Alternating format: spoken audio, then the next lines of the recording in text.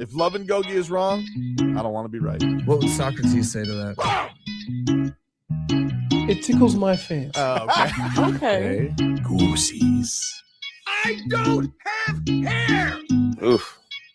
You got Marcos. That's not. Wait. Yeah, That's true. You do got me. Get over here, Marcus. Let me look at you. They don't want it. Tobin and Leroy, ready to deploy. Had to hit her with a little journalism, but that was a decoy. Better have about me, boy. Okay, Leroy and Tobin, hold to the show, man. Still on the sides with the show, and till then his half moon open. Sometimes go taste like a snowman. No proof, I'm alive by the motor. No proof, like I always wanted him. I never hated him. I never traded him. And if I did, I never ever traded him. You know what is a star? Like another city, the driver's side floor. Gucci get large, so many more. 10 in the more, never a bar. Hey, 10 in the more, 2 to the P. Nothing to you, but it's something to me. Handsome as ever and cute as can be. You can watch us on YouTube and view for free. Hey, this one time for the Twitch. This one time for the text. This one time for the phone line. Whole time, what they gonna do next? You know, I just wish you guys would stop the quibbling. Morning, everybody. Tobin and Leroy here with you on a brisk Friday morning. You are not kidding. Man, I don't like it. And listen, I got my grill gutted. I'm waiting for this part. Is it like coming in today? Like, is it going to come in during the show? Yeah. So But like it's literally the part that I have to change is about this big. It's on a panel. You put the panel up and screw it in. Yep. But I literally have to plug in 2 wires that are the same size as an iPhone Okay. wire. So all I do is go out, plug it in, and you can run a test to see if everything's working, and then go from there. Do you already have eyes on the package? Like, Oh, are you on tracking What? mode right now? What? You come on, you know when you waiting on something, and the worst, let me tell you something.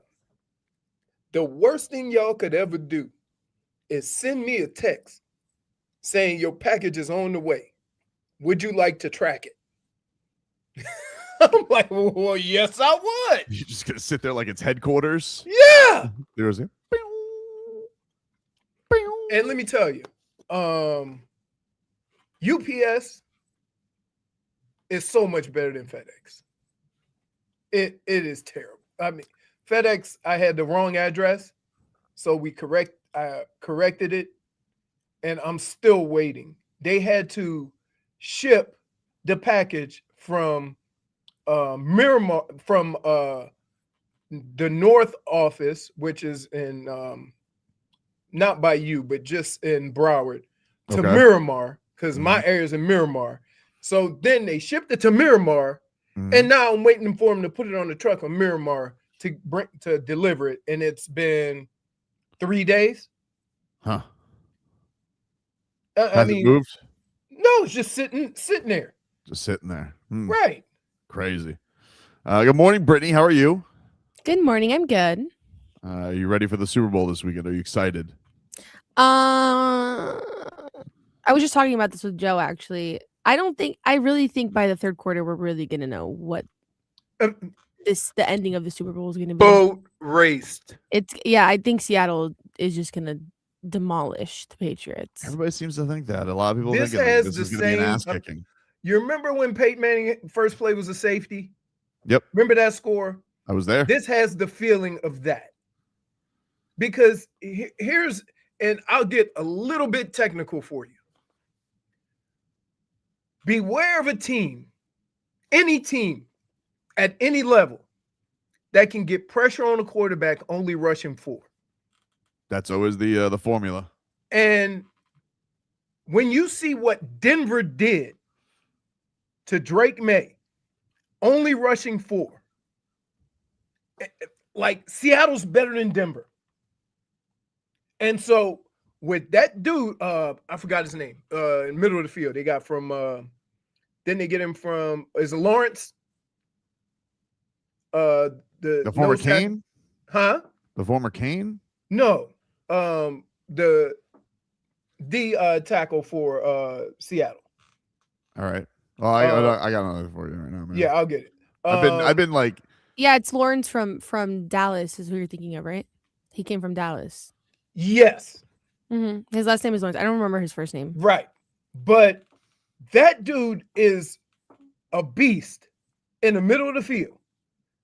And I just don't see how they can get past that front four. And when we talk about Super Bowls, when we talk about great defenses, you don't never talk about the secondary except Seattle, years ago when they talk about the Legion of Boom.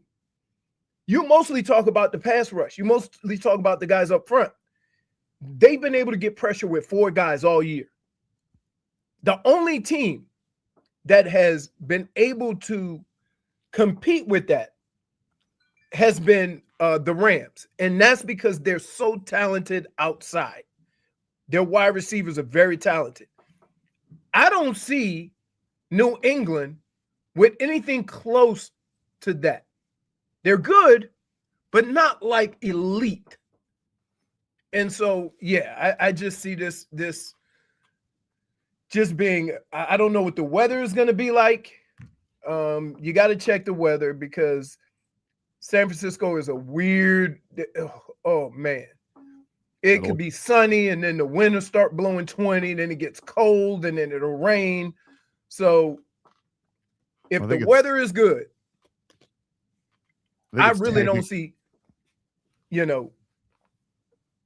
here's the other problem though.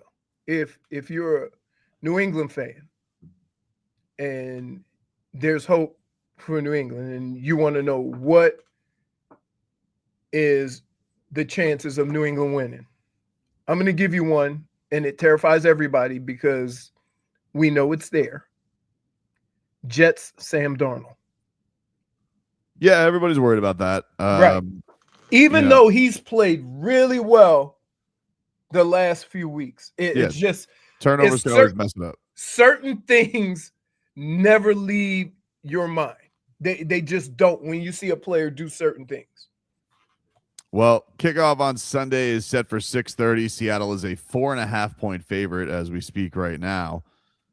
Leroy seems like he's saying lay the points. It hasn't changed. So there's equal money going. I bet you it's West Coast, East Coast. What? I'm saying that the people that are New England fans are playing. Yeah. I don't think so. I think most people out west, because here, let's think about this. We've been watching football. We've been watching NFL all year, right? Seattle's been doing this all year, but it's kind of been unnoticed, right? I mean, they've been 4.5 on a neutral site though is a pretty big spread. It's not nothing. It's not nothing for an NFL game. So right, it's not nothing. But I feel like most people are believing in Seattle that they're going to take care of business. Right.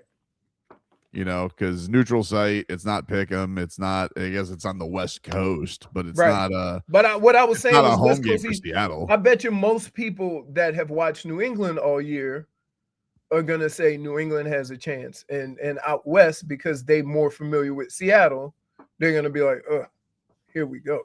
I mean, that's a very 90s thought. Yeah. It's quaint. Yeah. Last night, the Panthers closed out their season with a loss to the Lightning. Their season? You mean their first half of the season. They closed out their first half of the season. But, of course, it was Panthers Lightning, which means fights. There's going to be a fight. Back inside the Lightning zone. It's Moser, and then Tkachuk just came in and dumped Kucherov down, and there's going to be another penalty, I'd imagine, coming from that.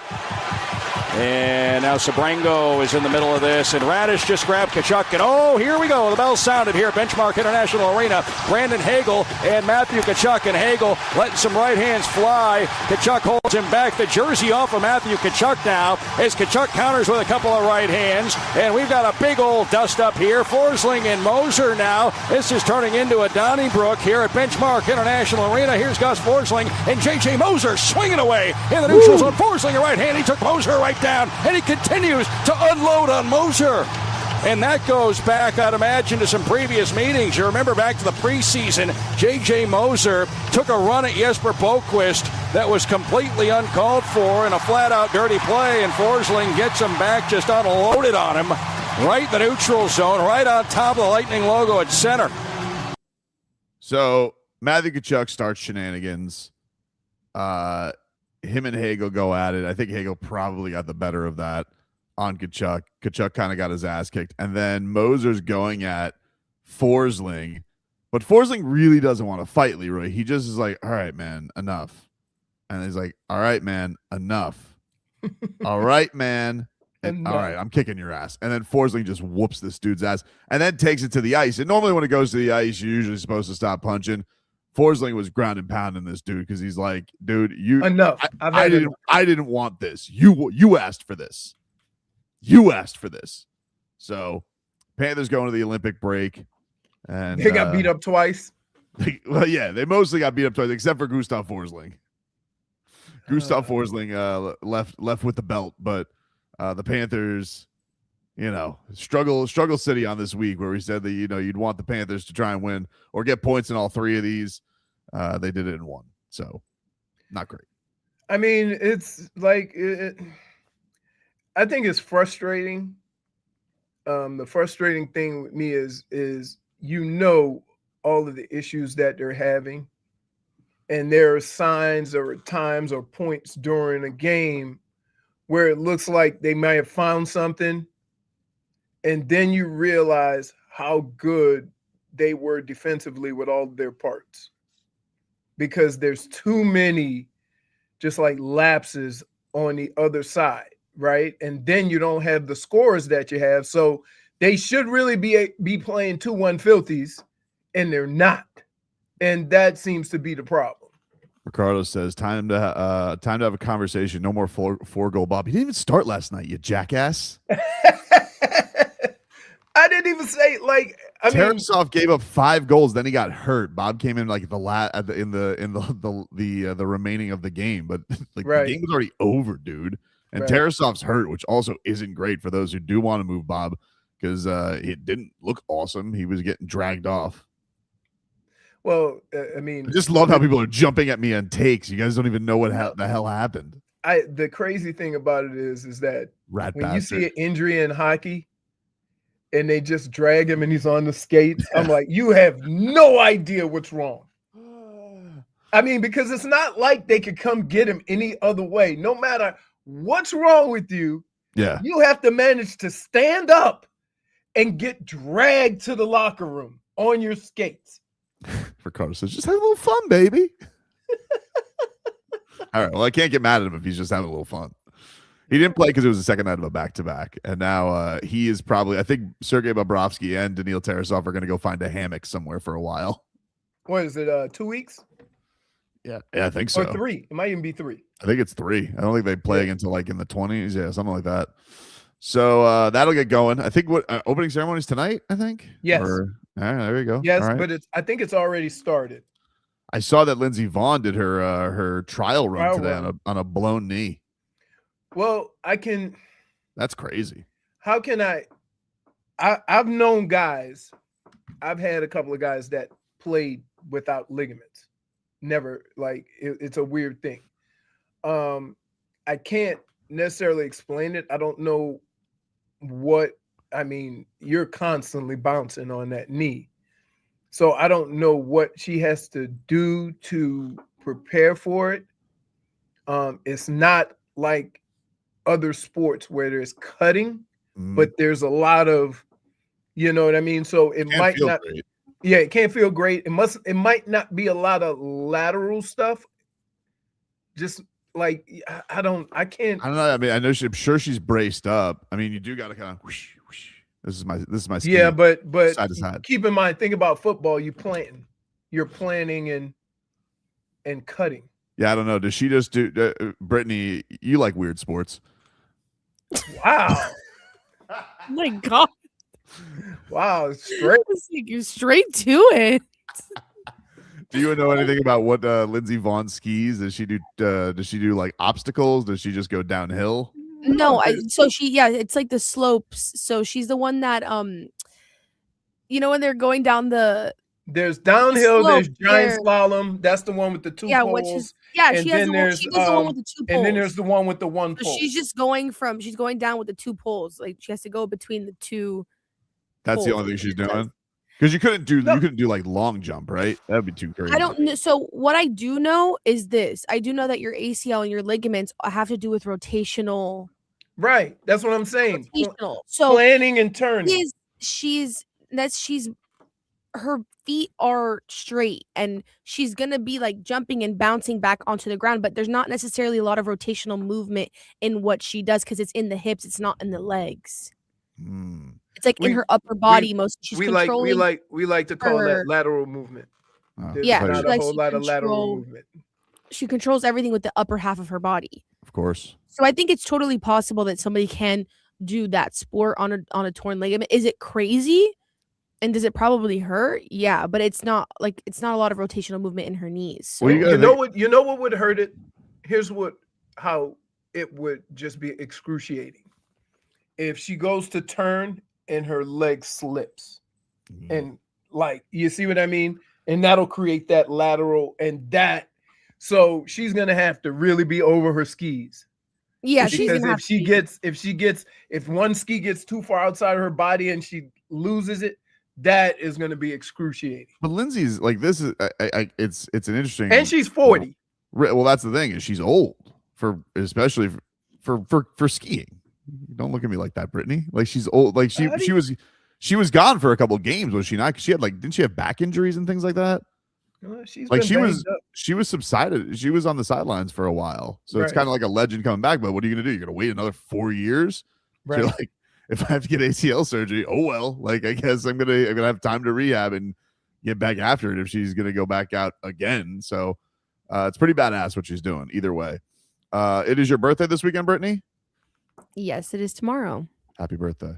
Thank you. Oh, happy birthday! Thank you guys. Appreciate it. Yes. Kane's party. F1 party. What are you doing?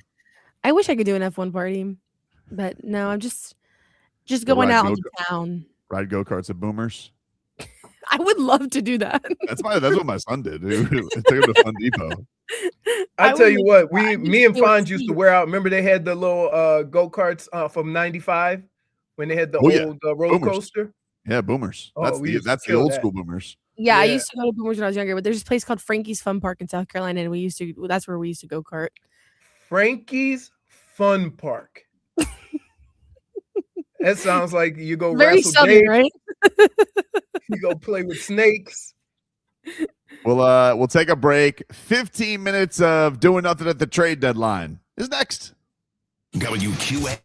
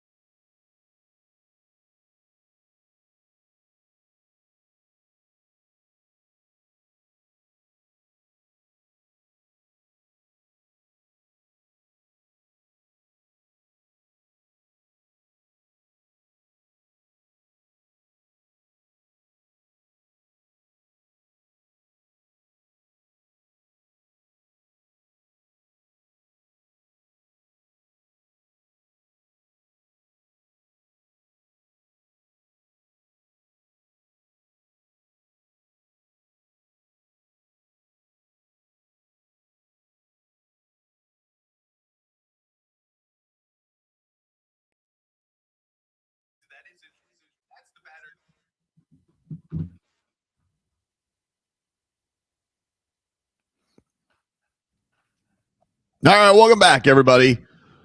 Tobin and Leroy here with you. Gets a little 15 minutes of heat here for you. Brought to you by Doral Kia. You always pay less with your price Cito at Doral Kia.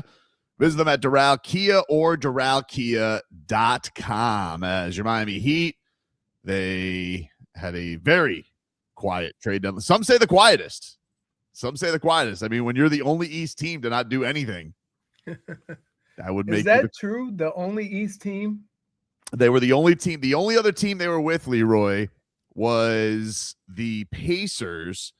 And then at the last minute, the Pacers actually made a pretty monster trade, which shocked a ton of people because they stink this year. Right. And they obviously don't have Tyrese Halliburton. They went and they got Zubats from the Clippers for 2 first-round picks.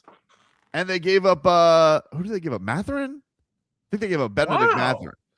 Yeah, well, he was on a contract. He's in a contract year. And they were looking for a center. There was actually another rumor that there was a couple of rumors that were out there. There was one, and a lot of it seems to be starting from Indiana, but there was one rumor from I think in Indiana. I don't know if he's a blogger or whatever, but he was he started out, he got their fans all in a lather because he actually put out a picture of Kel'el Ware to start the day.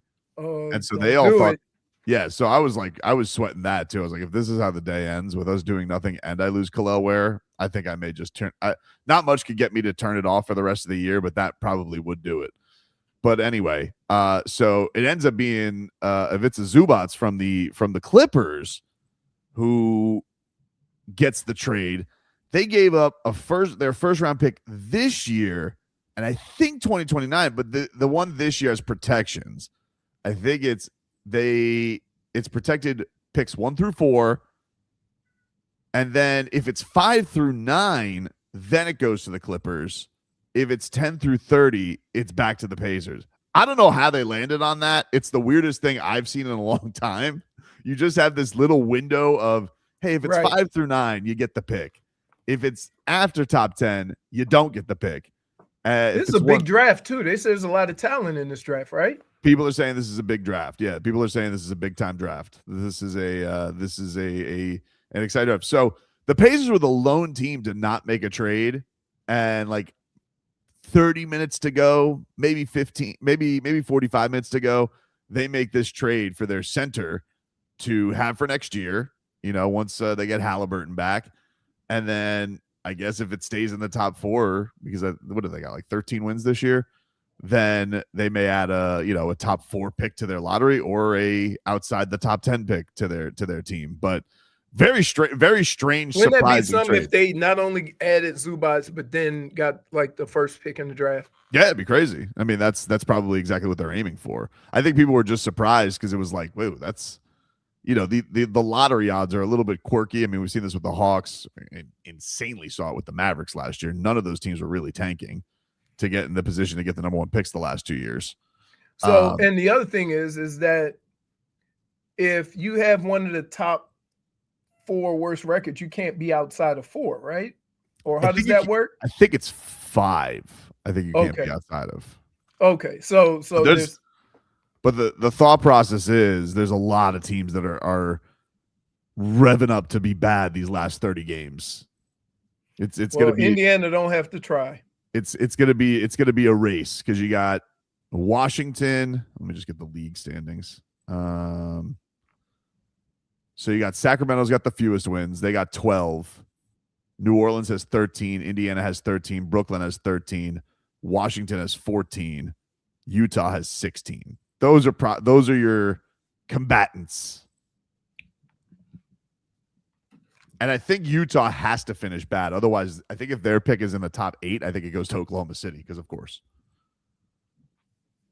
everybody's pick goes to Oklahoma City. So anyway, that was the last team that didn't make a move. It pretty much felt like once we got off the air, it didn't feel like there was anything going to happen for the Heat, which it didn't. Nothing happened. The Heat went through the deadline. They did not get Giannis. We knew that in the middle of our show. They did not get Ja Morant. They didn't trade Andrew Wiggins for anything. They didn't trade Norman Powell. They did not trade Tyler Hero. And probably the most surprising thing out of all of it is Somehow they still haven't even released Terry Rozier's contract. It's unbelievable. I don't even understand what's going on. Terry Rozier's contract is just still on the books. They didn't try and flip that for anything. They just thought that they were in but the thing that's crazy about the Giannis thing is they apparently found out the day before. So they had all their day to, I guess, go about making another move, and I guess just nothing materialized. But the one that, the Terry Rozier thing, just doing nothing with that. Like, let's say the Heat thinks they're going to make noise like they apparently think they're going to do, according to Barry Jackson. That's their thinking. Well, then why don't you go do something with the Terry Rozier money? Like, I don't understand this. There's just like you just kind of like left this option that you've known you're going to have. It almost seems like there's something going on that we don't know about. I was wondering about that as far as like, are they trying to make it seem like they're suffering from the Rozier contract so they can make the argument to get the pick back? Like, that's the only thing that makes sense. I don't understand that. I don't understand. Or you don't know, and I think it's smart on the part of the Heat not to be out here publicly explaining the Terry Rozier situation. But it seems like a lot of the stuff that you were talking about earlier about the league knowing about this, that the Heat almost feel like they should be compensated and they're working on it. Maybe. It really seems to be. I couldn't imagine being that irresponsible with having that on your roster. We just found out that Terry Rozier won his arbitration, so he's getting his money. Right. But I couldn't imagine being in a spot where you have this chance. If that is your opinion, that you're going to make noise, as much as Heat fans want to roll their eyes at it. Okay, so you just did nothing with that salary? Like you're just leaving it. You're leaving a $27 million hole on your books.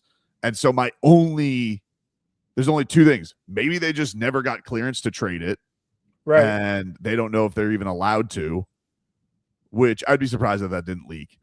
Or that they're trying to make it seem like they're suffering as much as possible from having this hole as to get maybe a compensatory first-round pick or to get their pick back by next year. Right. Because by next year, you should have some clarity on what's going to go on with Rozier's trial, even though, and I've been pretty strong in this opinion, I don't really think it matters if Terry Rozier is guilty or not. Like, the league made him ineligible to play for the whole year. So what does it have to do? What does the law have to do with it? But yeah, Heat fans are frustrated. Heat fans are frustrated just being like sitting here a wee bit over 500 and feeling like they're not really embracing the youth of the team. And they had all these guys whose contracts are about to be up in the summer. They didn't really do anything with those either. Seems like it's going to be nothing but chaos as soon as the season ends, right? Yep. It's crazy, man. It's crazy. Well, anyway, we got to take a break. More to come. We're back after this.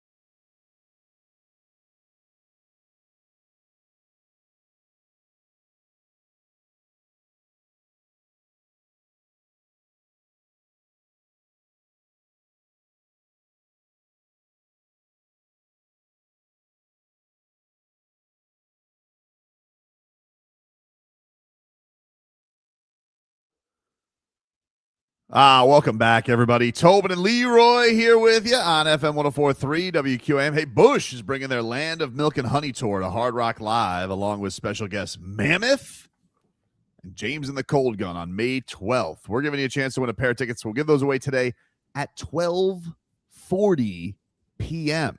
12:40 p.m. in the third hour of the program, 12:40 p.m. So that is your cue to call time today for those last pair of Bush tickets for the week. The Heat, they're back on the hardwood tonight. They're taking on the Boston Celtics. That game gets going at, is that 7 o'clock, 7:30? 7:30 tonight. They have shoot around, I think starting off just right about now. Little morning shoot around. Everybody can go, whoo, wasn't dealt. That's how everybody can go when they got on the plane ride yesterday. We did, by the way, congratulations to Norman Powell. We can officially say he's a Papa Powell. He gets to play his first game publicly as a new dad. So congratulations to Norman on his bundle of joy. I did not know that was a secret. I mean, I knew when they say personal reasons, I didn't know what it was, and I don't really get involved in it. But when I heard somebody say it on the broadcast, then I thought it was okay. Yeah, maybe it was because he was worried he was going to get traded. I don't know. It was weird because he announced it basically right after the trade deadline. It became public. So and he was at the game the other night. That was the strangest thing. I don't understand that. Maybe, I think I don't really know what the logic was. Was he there for D Wade? I'm guessing he was there to see D Wade. But I really, that was strange to be out for personal reasons, but to not be playing. That was a little bit weird. But whatever. The Miami Heat haven't gotten any sleep. Yeah, probably the excitement not. Of the guys in the locker room goes like, "Has anybody seen Tyler?" Yeah, he's not traveling. He didn't travel to Boston. I mean, that was the thing. This is probably the craziest situation that we've probably seen, with just the Heat, but like this rivals some of the Dolphins that have come in that got a lot of money that didn't play, like Will Fuller. Yep. And the crazy thing about all of this is Pat Riley, the last couple of years, has really gotten aggravated with guys not playing. He called Tyler fragile. And you break something in your body that we ain't never heard of. Yeah. And let me tell you, I know what it is, but I've never heard anybody hurting it. And I'm like, how does he get these injuries with no contact? Don't know. Well, that one did have contact. I saw the injury where he got hurt in the ribs. That was against the Pacers. Like he got kind of like elbowed in the sternum, but then he played a game. I think he actually played like 2 games after that, and then it was just like out for a month. He's been out for 3 weeks. Yeah. So I can't, for the life of me, I can't figure out. Like I want to be mad, but I also like feel bad for him. I feel bad too. Because they're weird injuries. It's not like he's out there playing hard and rolling ankles and then he gets these are like crazy injuries. It's not a good situation for anybody either, right? It's not like, if everybody's saying, well, you should have traded this guy, you should have traded that guy. And, I'm sure Tyler would have been part of a theoretical Giannis package. I'm sure that he would have been just because of the local tie. Like, that would have been something. But, the thing that's been unfortunate for Miami this year is they went into this year probably hoping, all right, Tyler did have a year where he played last year. Terrible playoffs. He got picked on defensively. But everybody's dealing with that. I mean, I don't know if you saw Ime Udoka yesterday. He killed Şengün post game. Really? Oh yeah, he's basically like he's a pylon. Didn't say that, but he's like this defensive issue. He goes, it's been an issue since I've been here. So you like a lot of people have those guys, but that robust, that the lack of assets you're getting for scoring guards around the league, on top of the injuries, on top of the new contract, on top of just not playing and giving you any production, it's been the nightmare scenario every single way for Miami, which is, I think, added probably to the anxiety of the fan base, because Tyler already was probably on thin ice with the Heat fan base because he never plays and because of the lack of playoff moments since he was a rookie. Right. So yeah, that's been rough. That's been a rough go of it. And then on top of it, the organization, the reports were yesterday on not really pursuing Ja. It's like, well, they were worried about injuries and contracts. And I'm just like, all right, but you already got a guy like that. Yeah. Why not you roll can the dice on somebody else? You can't but that, and that's the problem that I had with the whole Ja situation. The organization is shell-shocked by these injuries and by guys not playing. You're going to go and sign up for it again? Right? And that's the problem we had with the Dolphins, that stop signing injured players. Yeah, but if you did, when we were talking about this with Joe Boudreau has been injured a lot. And we said we would take the risk on a Joe Boudreau, even with all the stuff that Tua has. That's because you have Tua. Yeah, but I'm saying, if you look at Tua to Ja Morant, Tyler to Ja Morant equals Tua to Joe Boudreau. I would say you have to find a better player to take that risk. When we're talking about Joe Burrow and taking that risk with his injuries, he's gone to a Super Bowl. Mm-hmm. When healthy, you've seen it. Okay? And so the Ja situation would be equivalent to trading for Kevin Durant with a torn Achilles. And I mean the Burrow situation. The Burrow situation would be signing with trading for KD with a torn Achilles.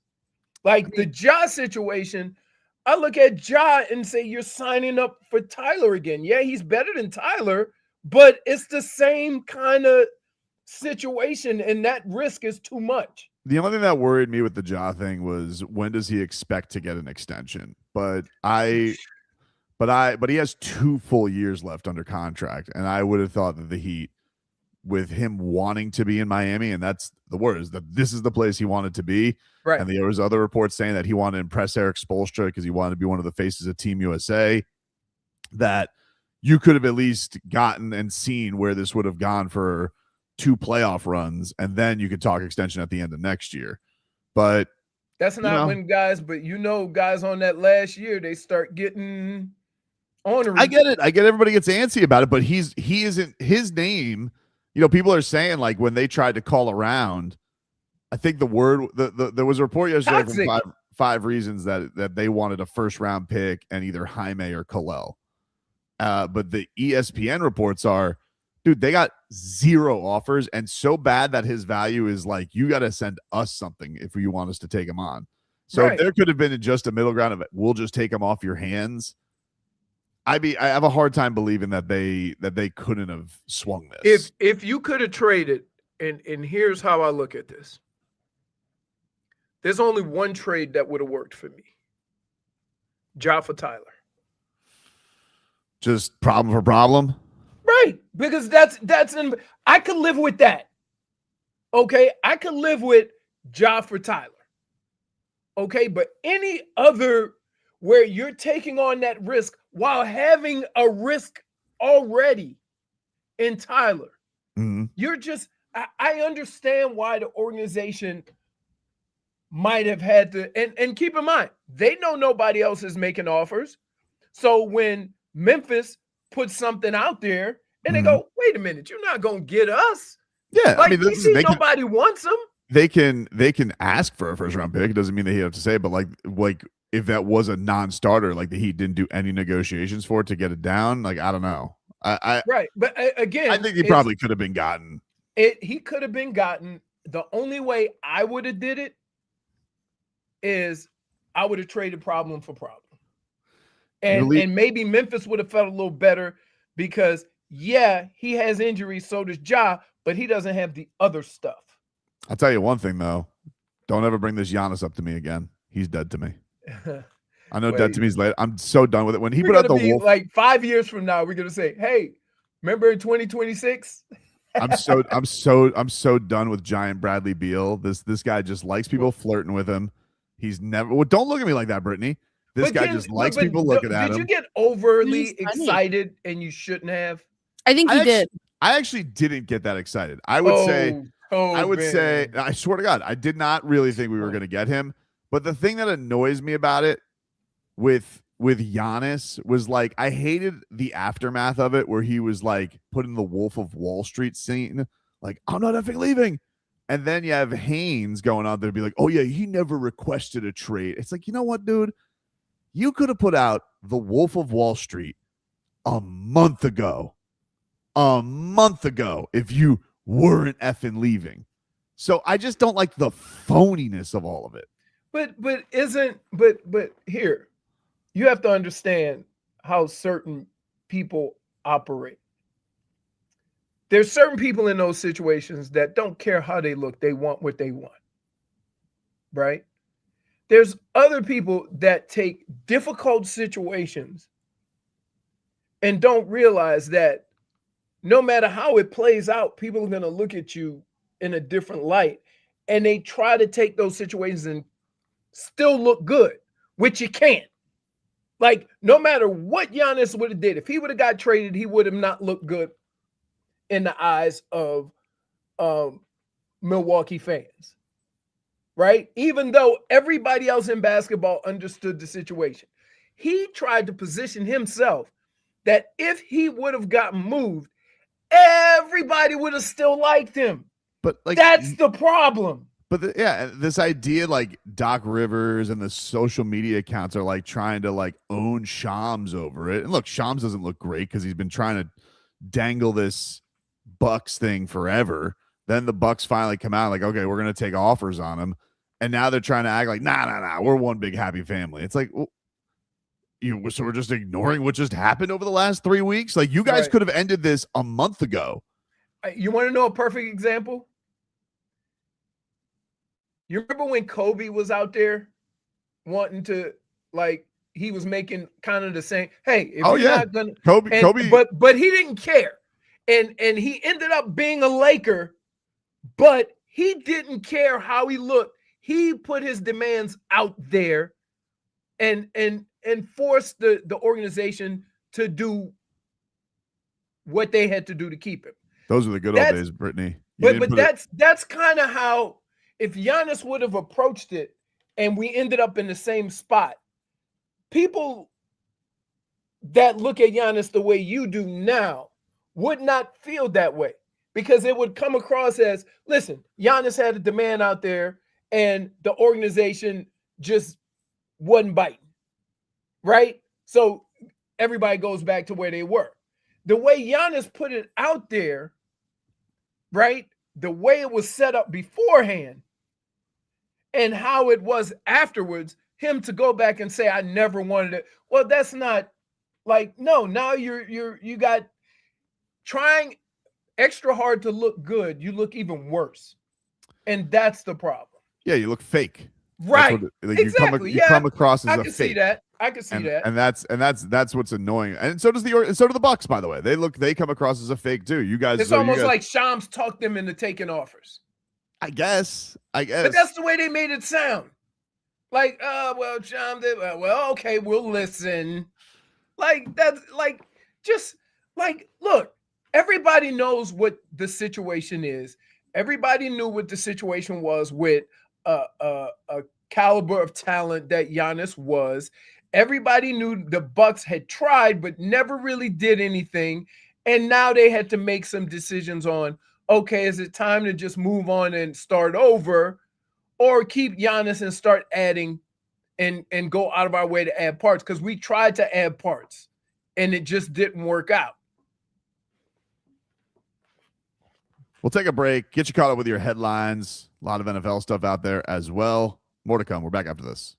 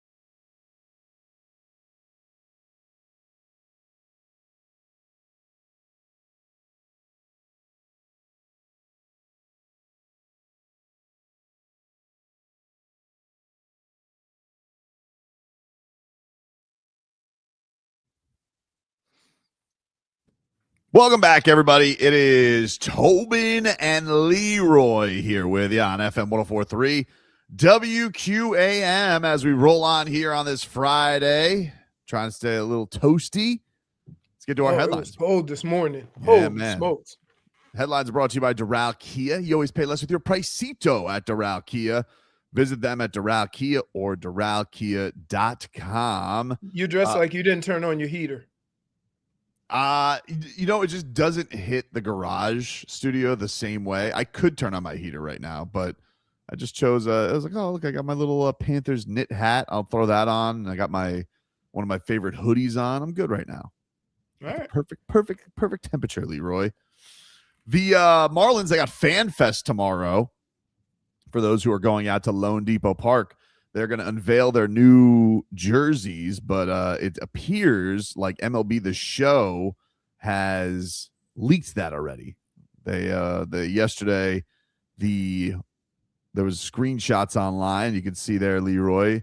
It appears the Marlins will be going back to their teal tops with teal pinstripes. So that looks like what we're going to get tomorrow. I love it. They could just make it the whole throwback. I like the pinstripe vest too. Oh, love the pinstripe vest. Yeah, with the black sleeves. Yeah, I was a huge fan of that. Love the vest. Nobody does that. Was vest like jerseys. old school baseball, right? Nobody does vest jerseys anymore. Yeah, I love vest jerseys. Love vest jerseys, dude. So the Marlins got FanFest tomorrow. Some of the activities for those who are going, by the way, they have alumni. They got the players out there. I believe I saw Juan Pierre, Luis Castillo, Charles Johnson. I think those are the main alum that are going to be there. There's an animal show hosted by Ron McGill. There's going to be a State of the Marlins announcement. Oh, that means all the fans are leaving. We don't like fans want to see players do baseball stuff, but when people start going up there and having like stats, like those little talks, they're out. It's kids. They will have the 2020. This is what I'm really excited about. Aside from the New Jersey, they will announce the 2026 Marlins Hall of Fame class. And of course, you remember last year, you had Niner, Jeff Conine, you had Jack McKeon, you had Jim Leland, Luis Castillo. That was crazy. You have more coaches before players. I think they were worried about, so they wanted to get old Jack in, especially. Don't look at me like that, Brittney. I mean, yeah. He's old. Poor man. No, he's a very old man. You want somebody who's the actor? Burns. That's what he reminds me of. Always have the cigar.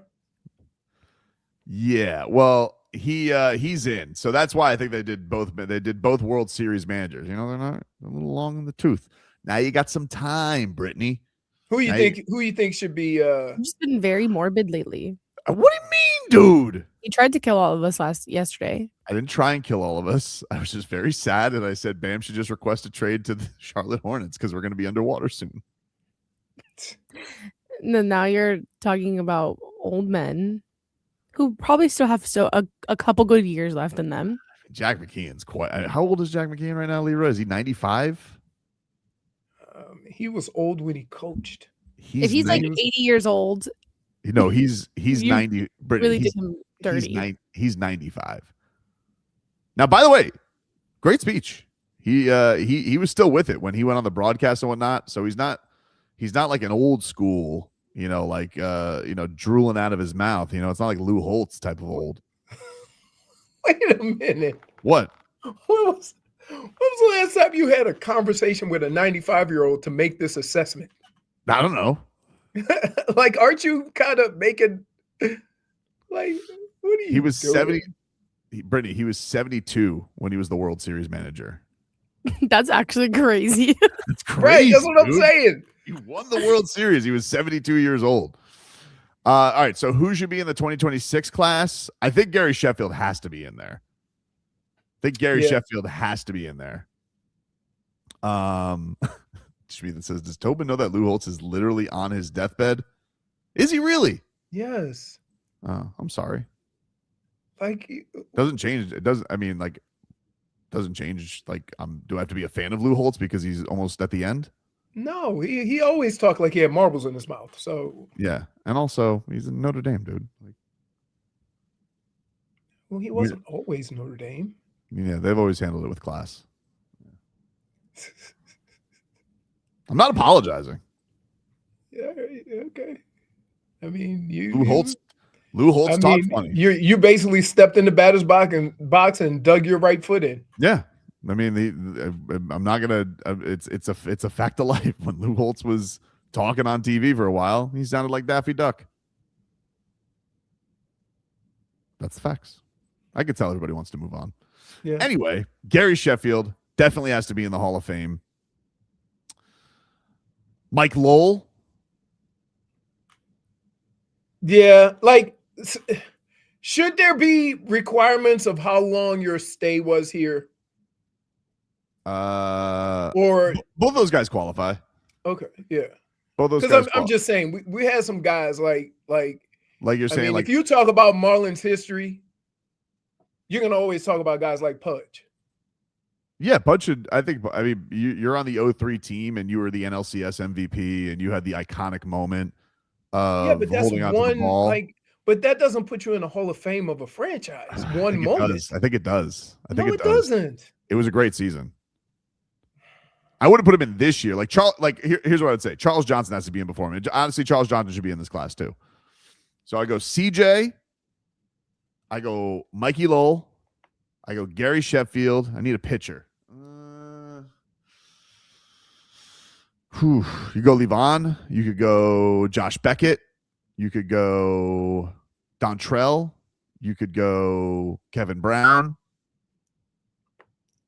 You know what's crazy?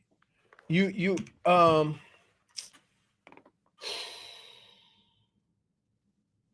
was thinking about all those pitchers. You think Kevin Brown goes in before who's the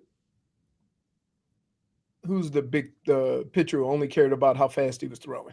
Brad Penny. Yes, I would say that Kevin Brown gets to go, and he has a no-hitter. He's a champion. He was our ace. I would say he goes in before Brad Penny. But Brad Penny will get in because they don't make him like Brad Penny anymore. So he needs to go in. I'm absolutely for Brad Penny being in the Hall of Fame, but for the second class, I think I have nailed the class. Charles Johnson, Mikey Lowell, Gary Sheffield, Kevin Brown. Who's the all-time winner? Or Levon. Gosh, I would. Levon was. Would you go Levon before? Yeah, World Series MVP. Yeah, and right now he could give you 5 innings. Dade South says Reniel Pinto. He'll never be in my Hall of Fame.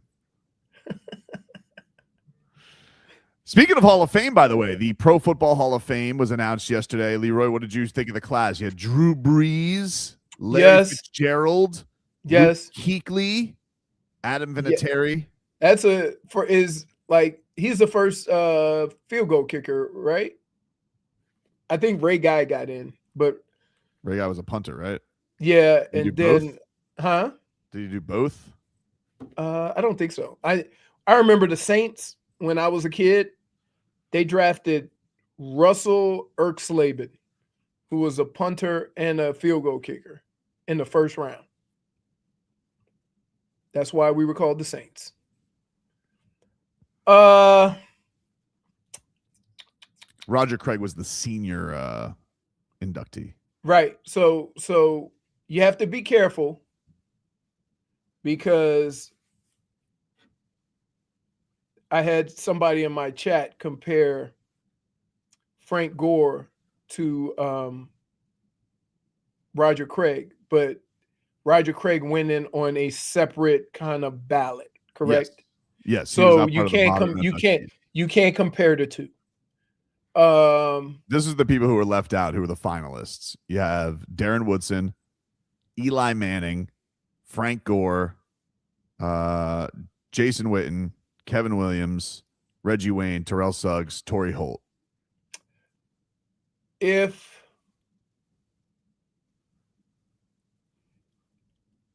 I mean Darren Woodson, we're talking safety, correct? I believe so. For the Cowboys. I don't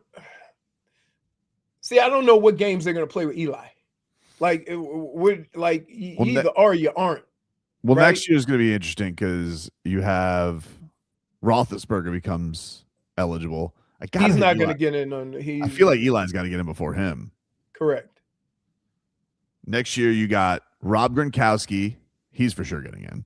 Yep. I mean, unless the Patriots' punishments continue, I'd be for that. Roethlisberger, Adrian Peterson, Richard Sherman. Then you got Cam Newton, Antonio Brown. Cam Newton is not getting in the Hall of Fame. Antonio Brown is not getting in the Hall of Fame. Whitworth, the tackle. Whitworth's getting in. Eric Weddle, the safety. No. Gerald McCoy, the DT. No. Le'Veon Bell. No. Joe Hayden. Could, but not first ballot. And that's kind of everybody else not making it. But I think Gronk will get in. I think you're right. Eli has to go in before Ben Roethlisberger. I would think so. AP because of all the other stuff but as far as what the fact that he ran for 2,000 yards coming off of a knee, that I would put him in right away. Right? And when you talk about a guy who dominated his period of time in football, he won MVP, right? Yes. But I think remember the other stuff. Yeah, he was suspended for the child abuse scandal. So he was out for a year. Right. That'll definitely affect him. Right. And I would wonder if they would put Gore in before Adrian Peterson, because Gore's third all time. Like, how can you go down the list and not include Frank Gore? But I think one of the things when you look at Frank Gore, he played longer than anybody. But then so did Emmett. AP is fifth all time. I would still put Frank Gore in before I put Adrian Peterson, although with this caveat, Adrian Peterson was a better running back than Frank Gore. But yeah, I think he was more of a superstar for sure. Right. But I love Frank Gore. The circumstances. One of the things I love about Frank Gore, he played forever. And like you couldn't tell how long he had been playing. As a monster. Right. I would say you had a wide receiver in there, not Antonio Brown beforehand. Torrey Holt was a finalist this year. Reggie Wayne's been knocking on the door for a while. Reggie Wayne's close. And this might be the year he gets in, because who are you comparing him to in that class?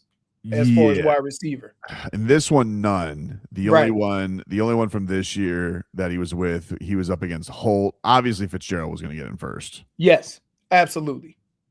I mean, he is class personified. Reggie's kind of the last guy out of the Colts, run with Peyton Manning, Edge, all those guys. He's the last guy who hasn't gotten in.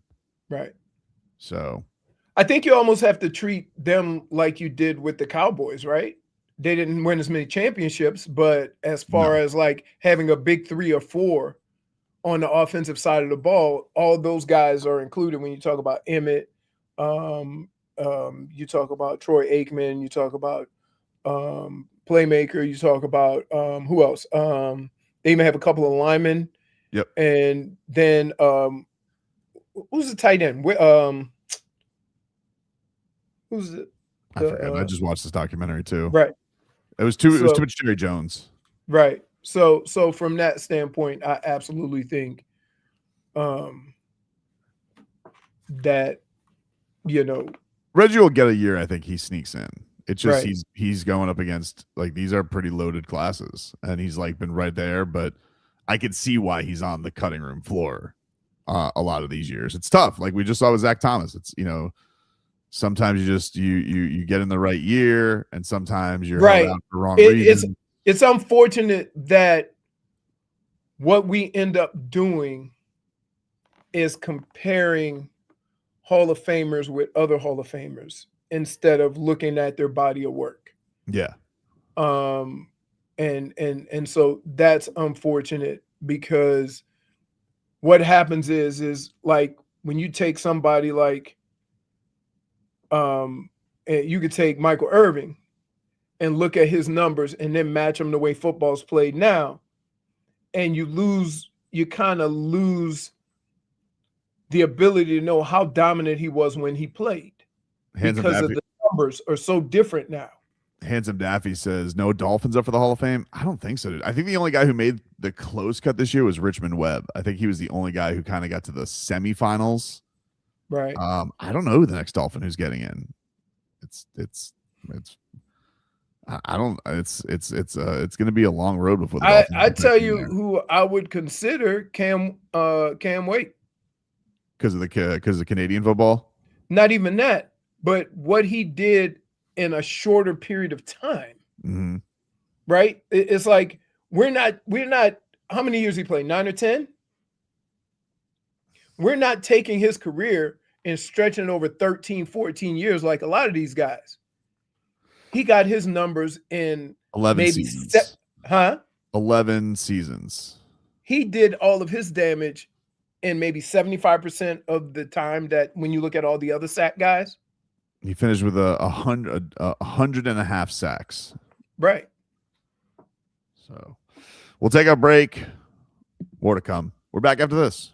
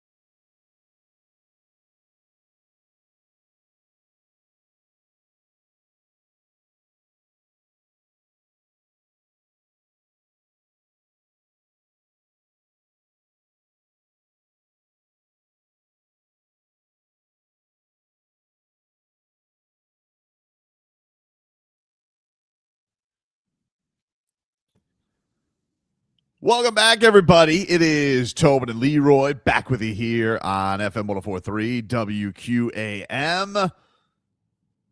It's Super Bowl Friday. This is technically our last football Friday because then football's over for then we get into the draft trenches. We got a whole number 11. Wouldn't it be better if I would say the trade deadline for basketball was the week after the Super Bowl? Just because you want it to have its own thing. Yeah. I don't know. I kind of felt like I because the Super Bowl has felt a little bland to most people, I kind of feel like it took over anyway. Right. You know, I mean, maybe that's just my greediness, but I haven't really been at the forefront of football coverage this week. I mean, I'm pretty, tapped into what's going on and what people are talking about football. I don't feel like many people have had anything to say about the Super Bowl. Right. That's interesting. We'll all celebrate it. Well, I feel like I've seen more stuff on Bad Bunny than I have the actual matchup. I mean, am I wrong? Brittney, have you felt that way as well? Oh, absolutely. I mean, I'm not going to lie. The only reason why I'm watching the Super Bowl is because of Bad Bunny this year. I just don't like the Patriots. I don't want them to win. And so maybe my hatred for them is what's going to push me to watch it even more. But it's just, I'm not interested. Yeah, I mean, I don't want the Patriots to win either, but I don't really have a dog in the Seattle Seahawks fight. It's a little weird. We don't have last year we were going for something historic, and you probably had the most disliked team in the league in Philadelphia because everybody hated the stupid tush push. So it was like two of the most hated teams in the NFL, really. When you think about people were sick of the Chiefs too. There was Chiefs fatigue. These two teams are new, which is fine, but you got a quarterback who's kind of brand new and one quarterback who's a complete Cinderella turning his career around. So they are objectively nice stories, but they're just nice stories. I don't know. You know what's crazy? Everybody wanted something new. And now Josh Allen, Patrick Mahomes, Lamar Jackson aren't anywhere near the Super Bowl. Yep. And everybody's like, blah. Yeah, because I can't, it would be fun if I could, if we had the Super Bowl coming up and I'd tell Josh Allen, hey, don't lose. That would be fun. Yeah. But we can't. He already lost. The fact that we're complaining that those guys aren't in it while complaining that they were always in the hunt. Like, make up your mind. Nah, it's not make up your mind. Like honestly, it's a bad look on them because the door was right open and they let a sophomore go right to the Super Bowl. So it's not make up my mind, but I would have liked to have the opportunity to laugh at them, Right. There's nothing better than a hate watch. Yeah, agreed. And you can't hate watch with these two teams? I definitely can hate watch the Patriots, but it's just hating the uniforms because I don't necessarily hate Mike Vrabel. Probably the person on the team who annoys me the most, quite honestly, is Mac Hollins. I find him unbelievably annoying. That's true. And I didn't like his gimmick when he was on the Dolphins. I didn't like his TikToks on rubber bands. I find him to be so stupid with his walking in barefoot. And yeah, I'm not a Mac Hollins fan. Never have been.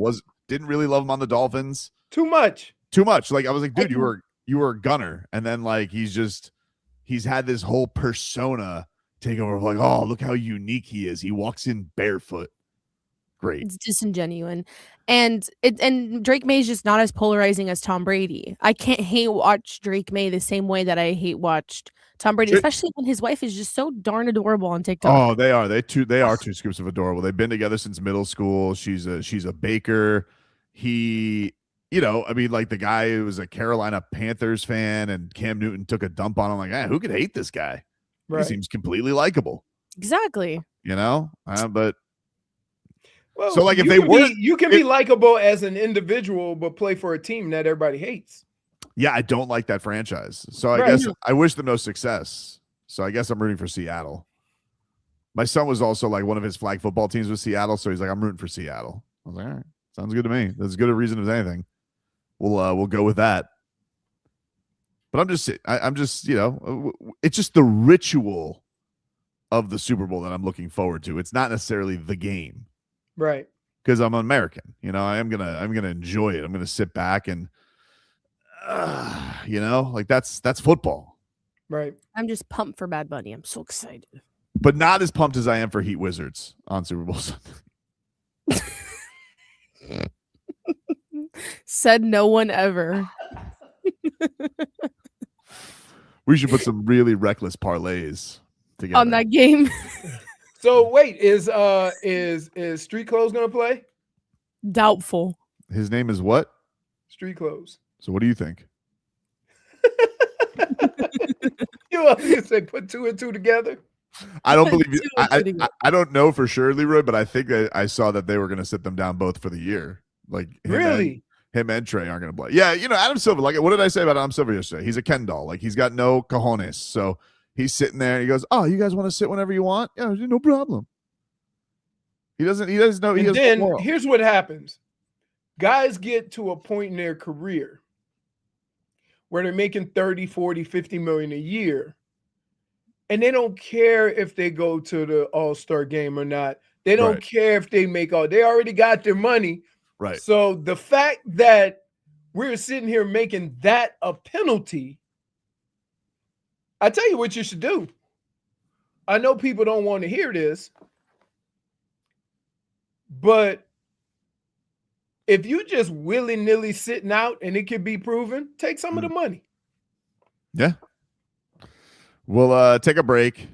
We come back. We do have a busy sports weekend. We got Olympics starting. We got all kinds of action. So we're going to tickle Leroy's fancy coming up next.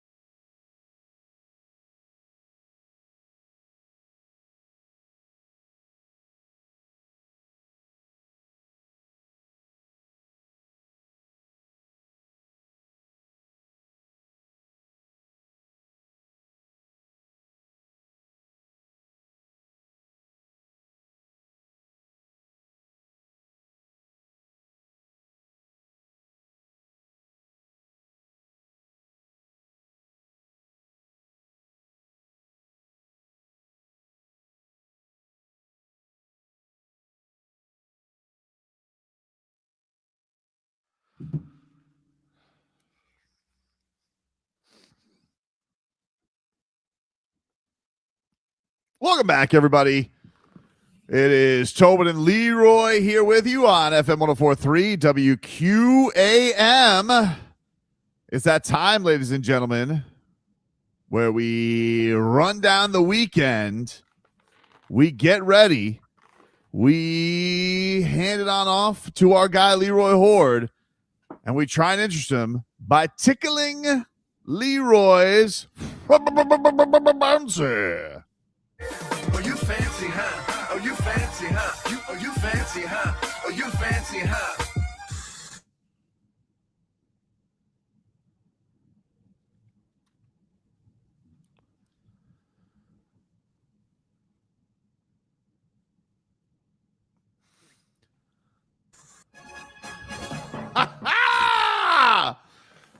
Leroy, are you ready? I am. We'll start off You with already know. with the Miami Heat taking on the Boston Celtics tonight at 7:30. Tickle your fancy? I'll watch. I don't know how tickled I'm gonna be. We're a long ways away from tall time. Tall time. What a time tall time was. What about tomorrow afternoon at 2:00? The Miami Hurricanes looking to bounce back after a little bit of a break to take on Boston College on the road at 2:00. Tickle your fancy, Leroy? No. Fancy, not tickled. Just like that, huh? Yeah. All right. Just not, we're almost at March, which means there's madness. But almost isn't March, so there's no madness. Fair enough.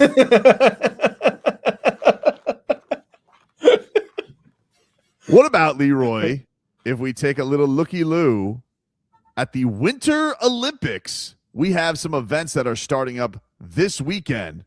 Starting tomorrow morning, we have alpine skiing, 5:30 a.m. on Peacock. Tickle your fancy? No, dude, listen. There's so many reasons why it doesn't tickle my fancy. Why?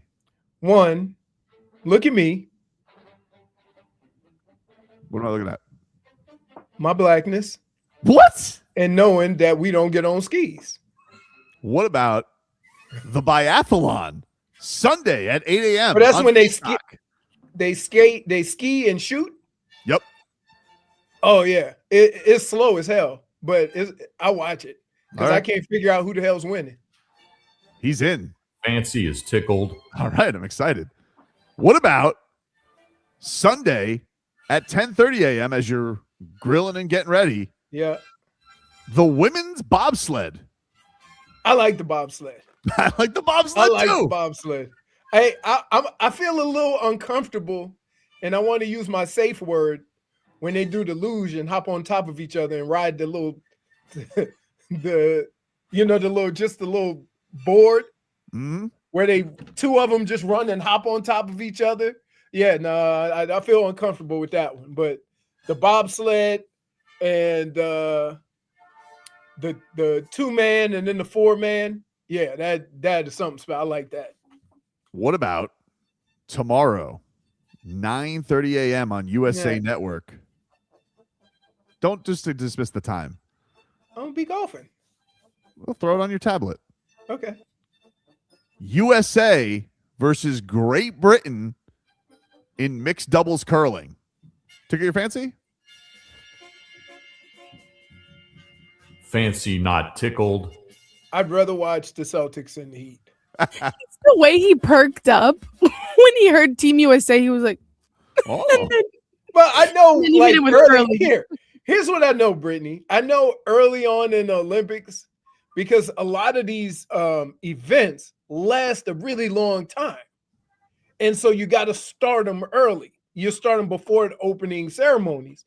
And so I know anything that's going to be happening this week, before the opening ceremonies or right after them, like it's curling. Dude, have you ever watched curling? I have. I love curling. yes, of course. Have you ever, do you even know what's going on? No. It's like shuffleboard. But I think that's the appeal of it, is that you have no idea what's happening. I mean, all I know is I see a guy push off, get in that little position, wait till the very end, lets it go, and then chaos. The sweeper. I would say I don't want to be the sweeper. The sweeper got a lot of pressure on him because he's getting yelled at. Yep. I don't want to be the sweeper, but they all, they switch, right? So they all have to throw and they all have to sweep. It's not the same guy every time. What's fair? Yeah. So I could just imagine me and Tobin. You yelled at me in a rude kind of way. I'm not sweeping. Men's hockey does not start until Wednesday, it looks like. So we got some time. Women's hockey gets going this weekend. Team USA Saturday. We have Team USA 10:40 taking on the Lady Barkovs of Finland. Lady Barkov. That's on USA. If anybody's interested. Here's what's crazy. The NHL is going to bring roughshod hockey over to the Olympics, and they don't really do international hockey that way. Well, that's their problem because they have all Panthers. So you chose what you chose. Yeah. We have the luge Saturday at 2:45 p.m. The men's single luge on USA Network. Tickle your fancy? Is luge like where they do the Yeah, so that's like they do the two-man luge where they hop on top of each other. That looks very uncomfortable. I have never seen two-man luge. They do it. Is it? Yeah. I believe so. you. Yeah. Sure? No, he's right because there's on Wednesday, there's doubles. So yes. So about. just imagine on that same little board, two people. I'm very uncomfortable in tights because they got to have for some reason the outfits they just they got to be warm and they got to be aerodynamic. They also have skeleton, which is belly down luge. Yeah, that's terrifying. I was just about to say that's the scariest thing I've ever heard. Especially when it's hard to keep your neck up for that long. Yes. If you just happen to drop, oof. But they're on a sled, right? Yes, they're on just a regular sled. There's no right. And then we have some training rounds on Sunday at 1:00 for a sport that is just riddled in scandal right now. Ski jumping. Oh, so all right. Now, I'm glad you brought this up. Yep.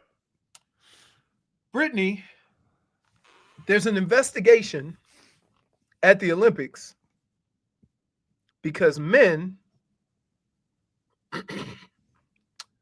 are injecting their penises with something to help them go farther in ski jumping. I'm so sorry, what? Okay, I'll explain the story. So do you remember, Brittney, a couple of years back, I don't know if you're too young or not, do you remember when Michael Phelps and the team and all the swimmers were breaking all of the records because they were wearing these aerodynamic suits? Do you remember that story at all? Yeah, yes. They had a problem with the suits. Right. Yes. They had the problem with they were like steroid suits. It made you basically almost like sea lion fast, right? Apparently, the World Anti-Doping Agency is cracking down on men's ski jumpers because they are trying to manipulate their suits by making the crotch area more like a flying squirrel. So in order to get a bigger suit, and I apologize, you need a bigger package.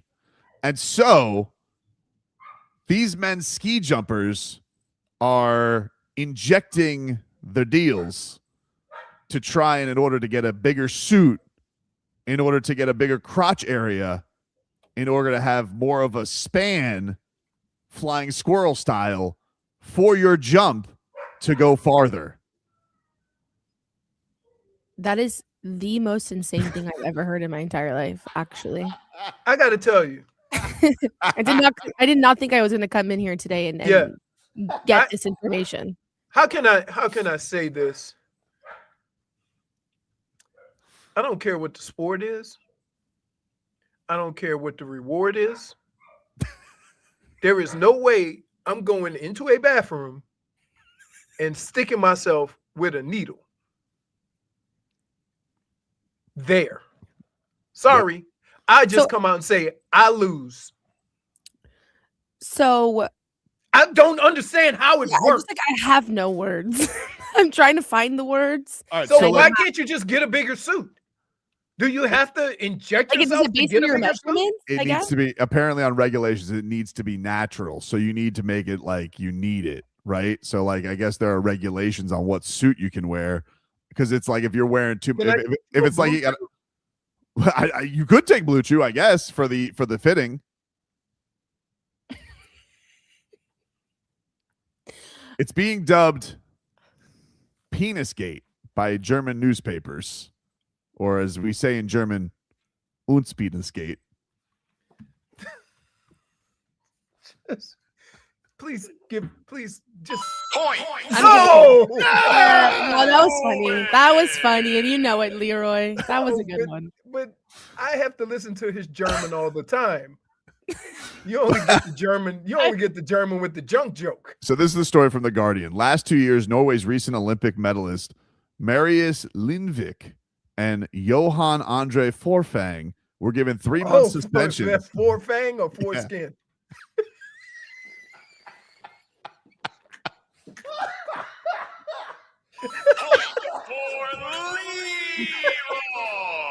To have secretly adjusted the seams in their suits of their crotch area at the 2025 World Ski Championships. Norway's head coach Magnus Brevik, the assistant coach Thomas Loben, and his staff member Adrian Littleton were also banned 18 months for their involvement in the scheme, in which it made the jumper suits larger, therefore reduced their descent rate due to increased wingspan. This is crazy. I got to tell you. They claim here in America, we have a problem with Deflategate. We ain't even close to that. This claims that the jumpers have turned over to other methods to game the system, in which they are measured for their suits. Data is recorded by a 3D scanner from the lowest part of their genitals. They have included injecting acid into their deals and putting clay in their underwear to make the measurements temporarily bigger. Therefore, their suits are looser when they compete.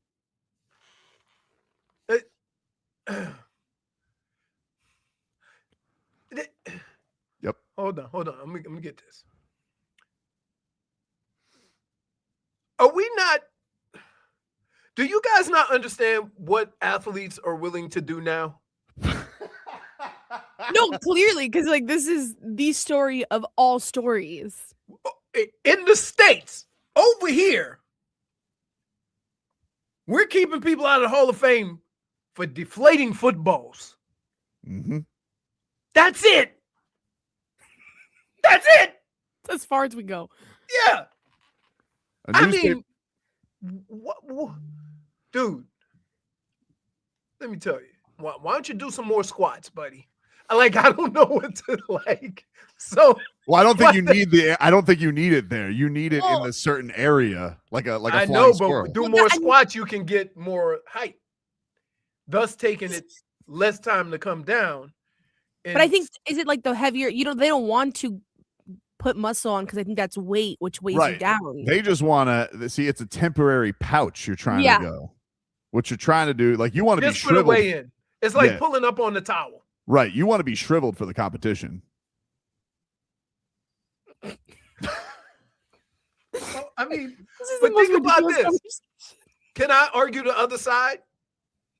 Here's the other side. Listen, when we go out there in the cold, what happens? Right. So we're just trying to get to our normal, 85-degree conditions. Yes. Instead of going out and playing the cold and coming back with peanuts. Right. You don't want to be you want to be hung like a mouse for the actual jump. But if you're able to make it like an elephant, and for the measurement, now all of a sudden you got an extra flying squirrel some pouch. Extra material. Yep, exactly, dude. Right. So this is where they're going. And wait, let me get this straight. So, dude, unless you mysteriously grow an elephant trunk how much extra material are you going to get from you? You understand what I'm saying? It doesn't seem like that's. I would agree with you. It doesn't seem like a lot, but maybe every little bit helps. I mean, it's just a couple of inches, like This a couple of little fabrics or whatever. How is that going to make you? I don't get it. I don't see who. I would like to know who started this. Because they were all sitting around and they go, man, what you been doing in the It was definitely a foreign country.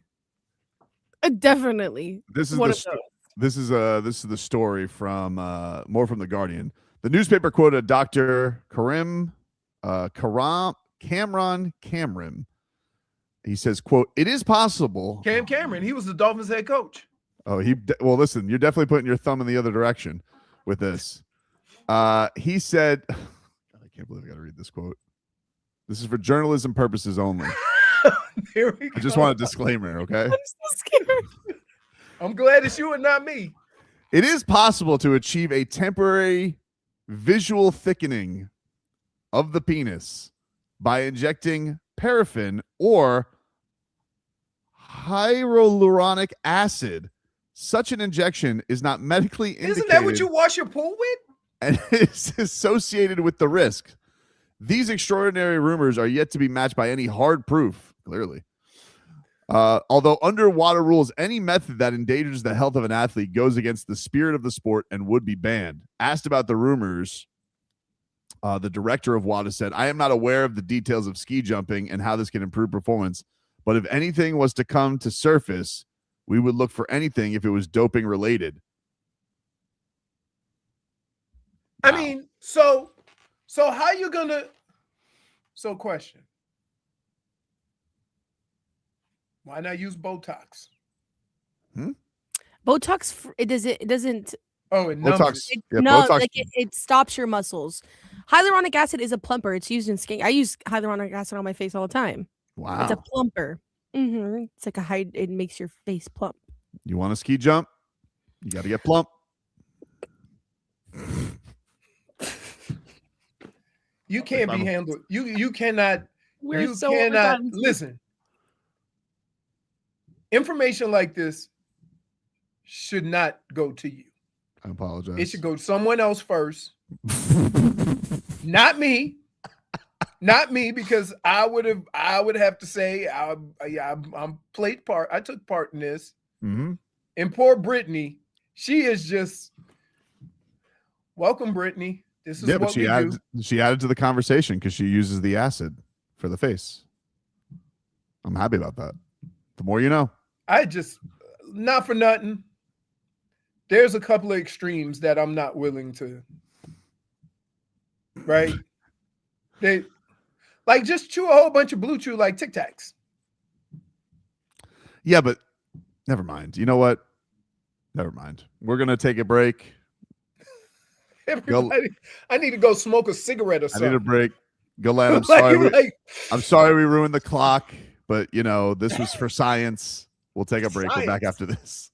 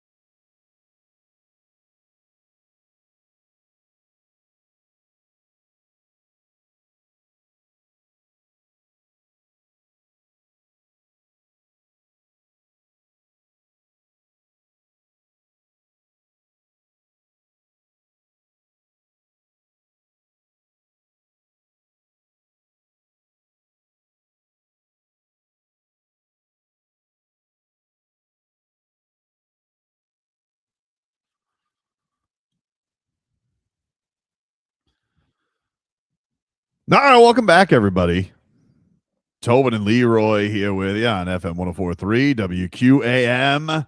Take you guys up until 2 here on the program. I want to let you guys know that Bush is bringing their Land of Milk and Honey tour to Hard Rock Live along with special guests Mammoth and James and the Cold Gun on May 12th. We're going to give away a pair of tickets today, this hour at 12:40. So keep on listening to that.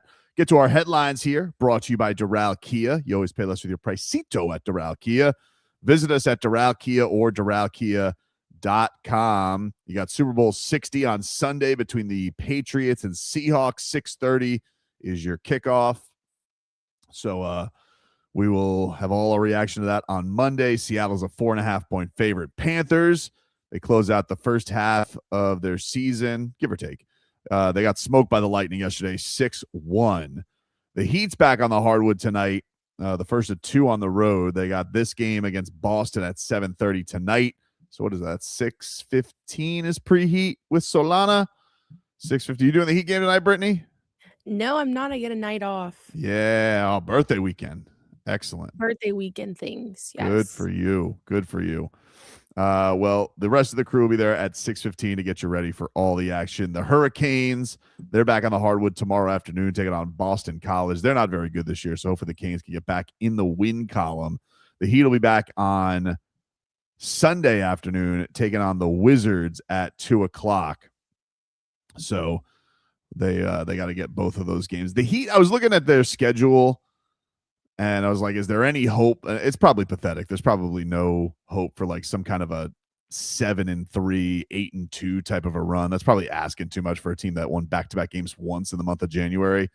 But I do feel like it's more of a winnable schedule. Like they got the Celtics, Wizards, Utah, New Orleans, Atlanta, Memphis, Milwaukee, Philadelphia, Houston, and then a couple Brooklyns. Like Houston, Philadelphia, and Boston are the only games they should probably be dogs. Maybe at Atlanta, but that's I feel like, what is that? 1, 2, 3, 4, 6, 7, 8, 9, 10, 11. That's 11 games before they got they're on the road in Charlotte, who's obviously been on fire. But man, if somehow they could get an 8-3 in there, Brittney, that. It's ideal. I think the majority of those games are on the road, but so maybe that's too much of an ask. But I mean, I don't know. I just think they're at a point where they have not been able to consistently have a win streak in I don't even know how long at this point. I think since like Christmas time, like in December. The last time they won 3 in a row was, you were right, it was 26th, 27th, 29th, and the 1st. Those 4 games that they won at the end of December. So in 2026, they have not won more than 2 in a row. So it's probably too much for me to ask. I don't know. It's definitely too much for us. And then they also just can't win games. They haven't been able to capitalize on games where they should be winning. Yes. They tend to win the games that they people think that they're a dog in, and then when it comes to the disgruntled Wizards and the Milwaukees of the world and the Memphises who aren't playing their star players, that's when they tend to lose. Remember the last year that I went to the Jazz game where the Heat, it was, I think, the first game they suspended Jimmy Butler, and the Heat lost by 35 at home to the Jazz. Of course. I was like, oh my God, that was a tough one. Tough one to take on the chin. So that's your Heat action this week. We'll get more into it. There's an article I want to get to from Barry Jackson, the great Barry Jackson, talking about the Heat's thinking and all this. And I got to be honest with you, Brittney, I almost took a hammer to my laptop reading it today, and it has nothing to do with Barry's writing. Like Barry's just reporting what he's being told or what he's dug up through all this over the time. Mm-hmm. Just like the stuff that I'm reading about the way this organization is thinking, it's infuriating. It's infuriating. But I guess things are always infuriating in Playinville. So we got that to get to. Also, the NFL awards were given out yesterday. Matthew Stafford was named NFL MVP. I think he won by 1 first place vote. Did you see and did you see who that person voted for? Yeah, they voted for Justin Herbert. For Justin Herbert. I think it was a Pro Football Focus guy who did that. And he was like, because they love the nerds love Justin Herbert. Of course. It's about the metrics. But that's pretty crazy. Yeah. And look, I'll give him credit. At least he owned it on social media about why he did it. And he said basically it had to do with the O-line situation. So that's why. Yeah. It was like a pity vote. And that's why Stafford ended up getting the win over Drake May. Jackson Smith and Jigbo was named the offensive player of the year, and Myles Garrett, to no one's surprise, was the defensive player of the year. Well deserved for those guys. Great job. As far as this was something that stood out yesterday that I'm having trouble wrestling with this. It really has nothing to do directly with the Miami Heat. But yesterday there was a story from David Purdom, who is ESPN's gambling reporter, right? So he's been very much on the Terry Rozier story, all those trials, all this stuff. But he's also on this story surrounding Cleveland Guardians pitcher Emmanuel Clase. And if you guys don't know his story, he was suspended last year by MLB because he was basically accused of manipulating pitches. So they were doing micro betting where you could literally bet ball or strike. And so he was throwing like these insane balls in the dirt. Ball won. And so these guys would win some action on it. And that was how he was doing it. He also had I think another teammate was in there as well. But now they're saying that he apparently did this to help bettors for at least 48 games over 2 years.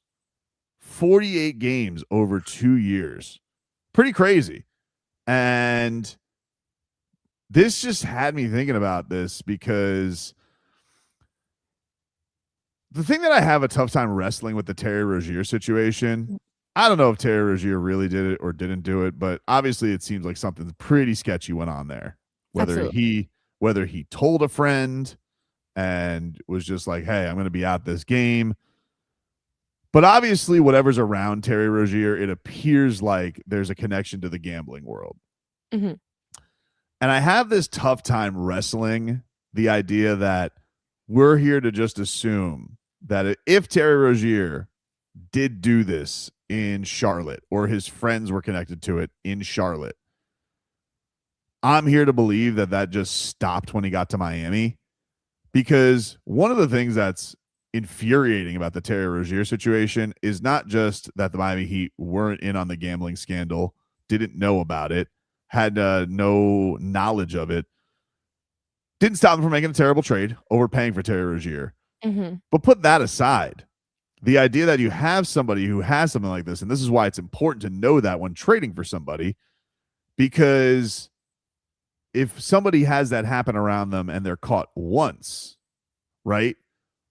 Who's to say that he didn't do it again, or his friends around him didn't get around gambling people in Miami again? Because I got to tell you, Brittney, the way this man played basketball, people can say that he was a looter in a riot, and that's fine. But Terry Rozier was also a very successful six-man for the Boston Celtics. I just have a tough time wrestling with his last year of actually playing basketball with the Miami Heat. First of all, his injury his first season, the neck injury out of nowhere, was super weird. Nobody really explained that. And then he has this just catastrophically bad season where he legitimately looks like he's throwing games. He's that bad. Like, we're literally joking about it. He's a meme at that point, Brittney. I remember last season seeing that game where I think it was against the Cavaliers, where he quite literally threw the ball to the other team. Right.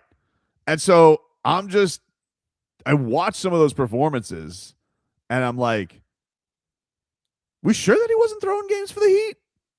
Like, I'm sorry that my mind goes that way and I have no proof about it. I don't know that he did, but obviously he's got sketchy stuff in the past. He's on trial for it.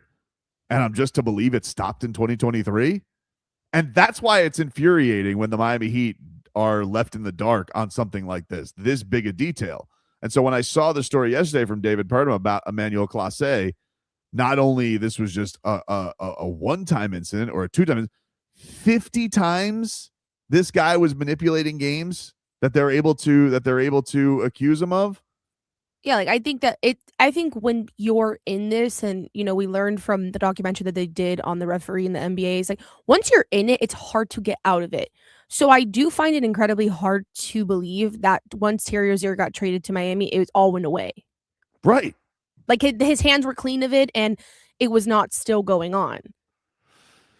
Yeah, it's a wild thing. Because it traces him back to Boston too, because it wasn't one of the hits that they had was in a property in Boston.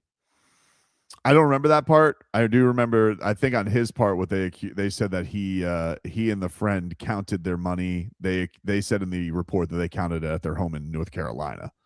But there may have been other parts of the ring that were in Boston. I just didn't, that I'm not aware of.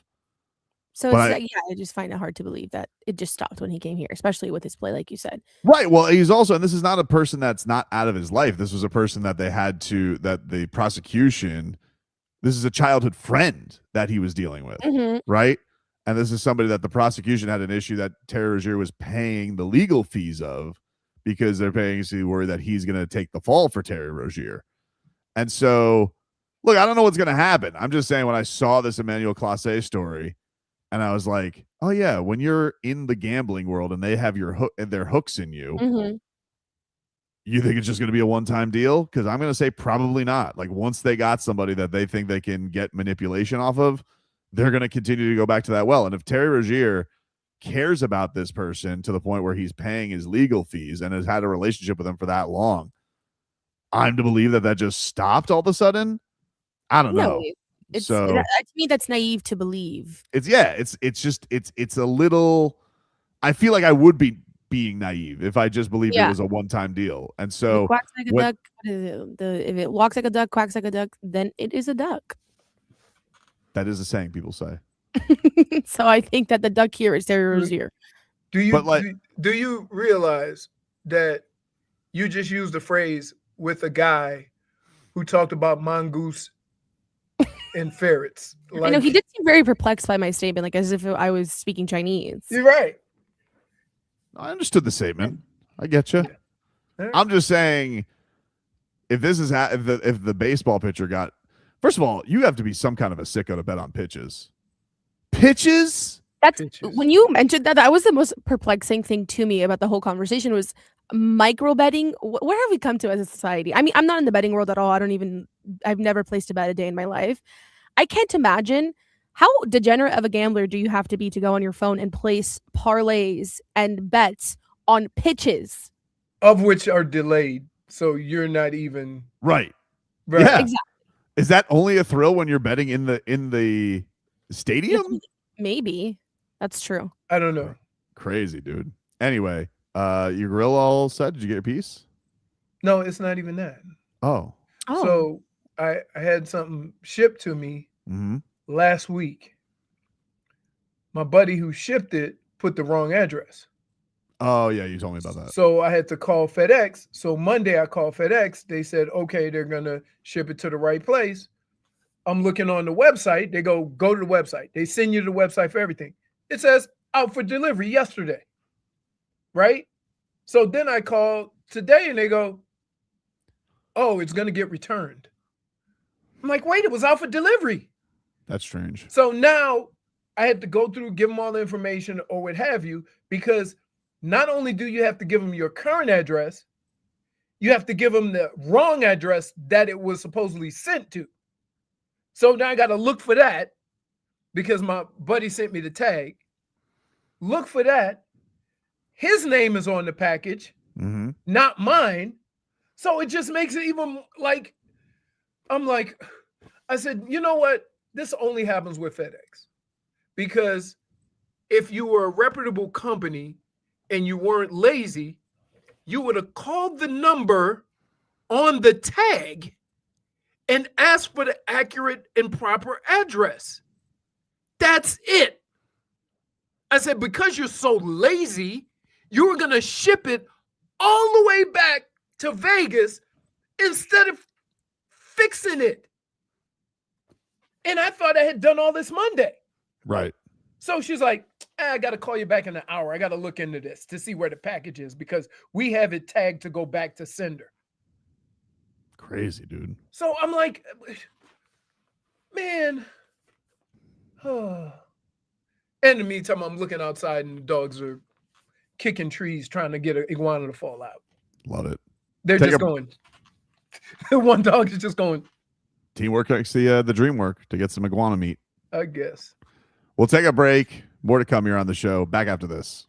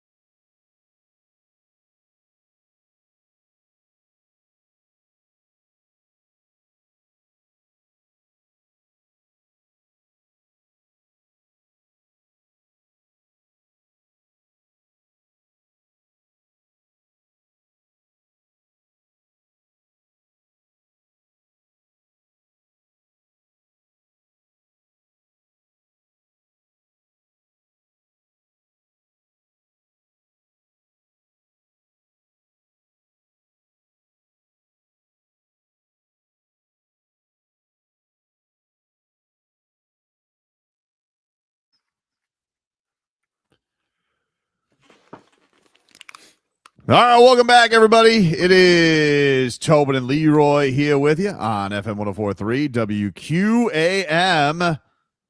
Taking you guys up until 2 here on the program. We got those Bush tickets we'll give away before the end of the hour. Got the mixed bag. Play a little You're Dead to Me as we are here on a Super Bowl weekend, getting you ready for Seahawks and Patriots. I did see a story, Leroy, because we were talking about Kyler Murray earlier in the week. Uh-huh. And there's a story from ESPN's Rich Cimini, who covers the Jets. And he apparently spoke to one of Kyler Murray's former teammates. And he said, I was talking to one of his former teammates the other day, and he basically warned the Jets about taking him. He said, the Jets might be going after Kyler Murray in a month or two. And he goes, no. The Jets don't want to do that. You don't want Kyler Murray as your quarterback. And this is somebody who played with him. He said that on their Jets podcast. He says, Kyler Murray has attracted a lot of speculation in regard to the Jets. I'd be a little surprised if they went down that road. He's not been durable, not been a good player. And quite frankly, he said there's been talk about how he doesn't love football. So I'd be a little surprised if Aaron Glenn, who talks about culture, brings him in. That one would surprise me. Well, I would say this. You'd be amazed at how much people are willing to reach for a quarterback.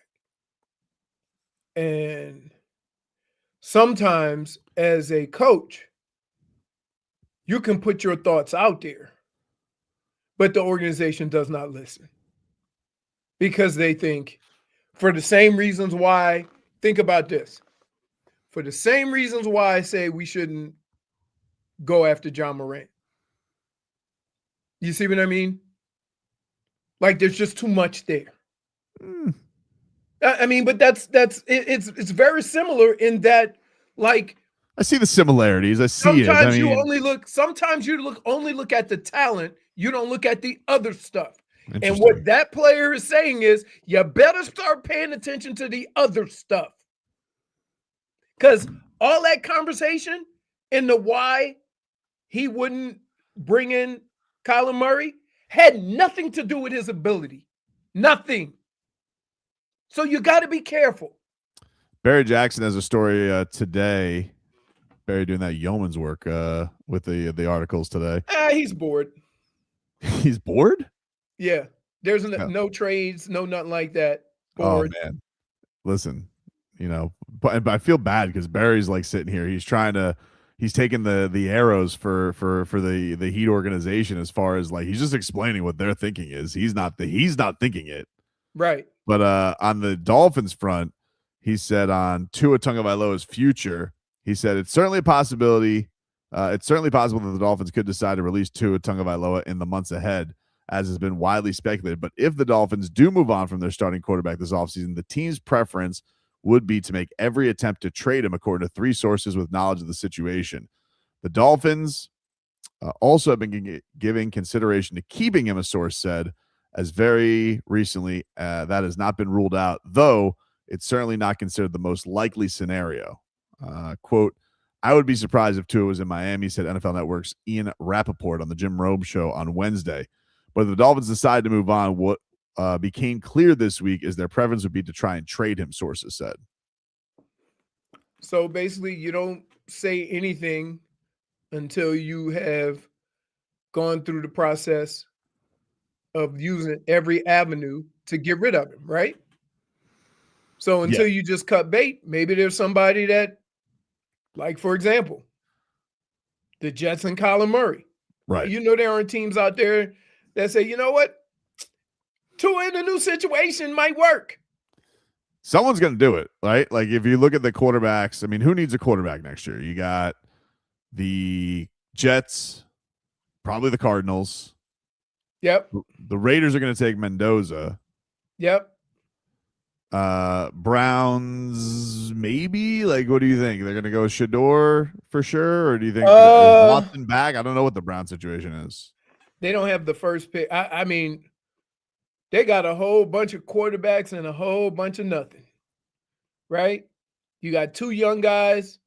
You got an old guy who's been on the team forever, literally been on the team forever with absolutely no indication of what he can be. And so from that standpoint, I don't know. I don't know what the Browns, they got a room full of quarterbacks and no quarterback. You got the Explain Colts. that one to me. You got the Colts because Danny Dimes tore his Achilles. I can't imagine he's going to be ready to go right away. Correct. Right away. Yep. Vikings? I mean, like, are they sold on McCarthy? I mean, they're going to let that ride one more year before they start thinking about. I wonder if they would bring in Tua like as competition to be like his next Sam Darnold, right? No, absolutely not. Oh, there's Flores there too. That wouldn't work. Yeah, I knew that. Mm-mm. No bygones be bygones, even though he called him a bad person? No come back from that?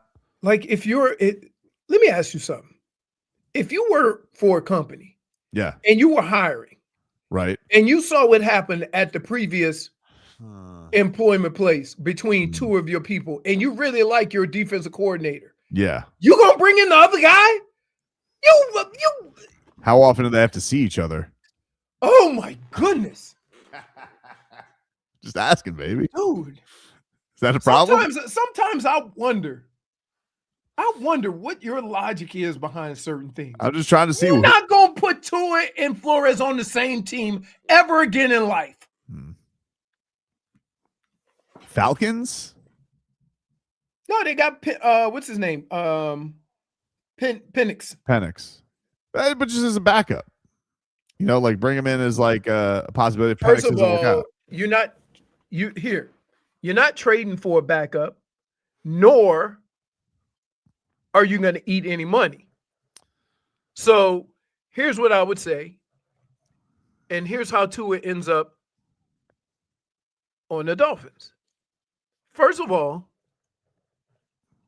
you don't have another option at quarterback yet.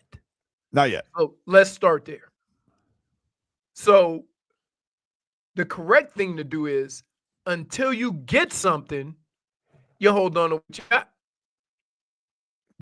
I know it sounds terrible, but if they don't get Malik Willis or they can't work out a contract with Malik Willis, right? And your options are Tua, Ewers, and who else? That's it. That's it. No, they got Zach. They got Zach Wilson. He's a free agent. Those are your two choices. Okay. It would be pretty irresponsible without having an answer to get rid of any quarterback. Is that a safe assessment to make as a new group of guys running the organization? Yeah, I'm just trying to. You're not going to do that.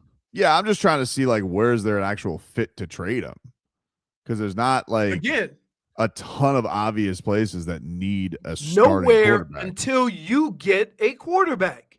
Yeah, well, not necessarily. Like if to Barry's preference, they want to move on. Like that is the preference. So if you're gonna if you're gonna trade him, it's gonna be a place that needs him, like you said. So like, where are the places? There's not like Arizona probably stands out as the most obvious. I would also say this is in the dome. You know, as camp goes on and football goes on, that more spots become available. More spots become available, but not starting spots. Like, yeah, sometimes guys get hurt.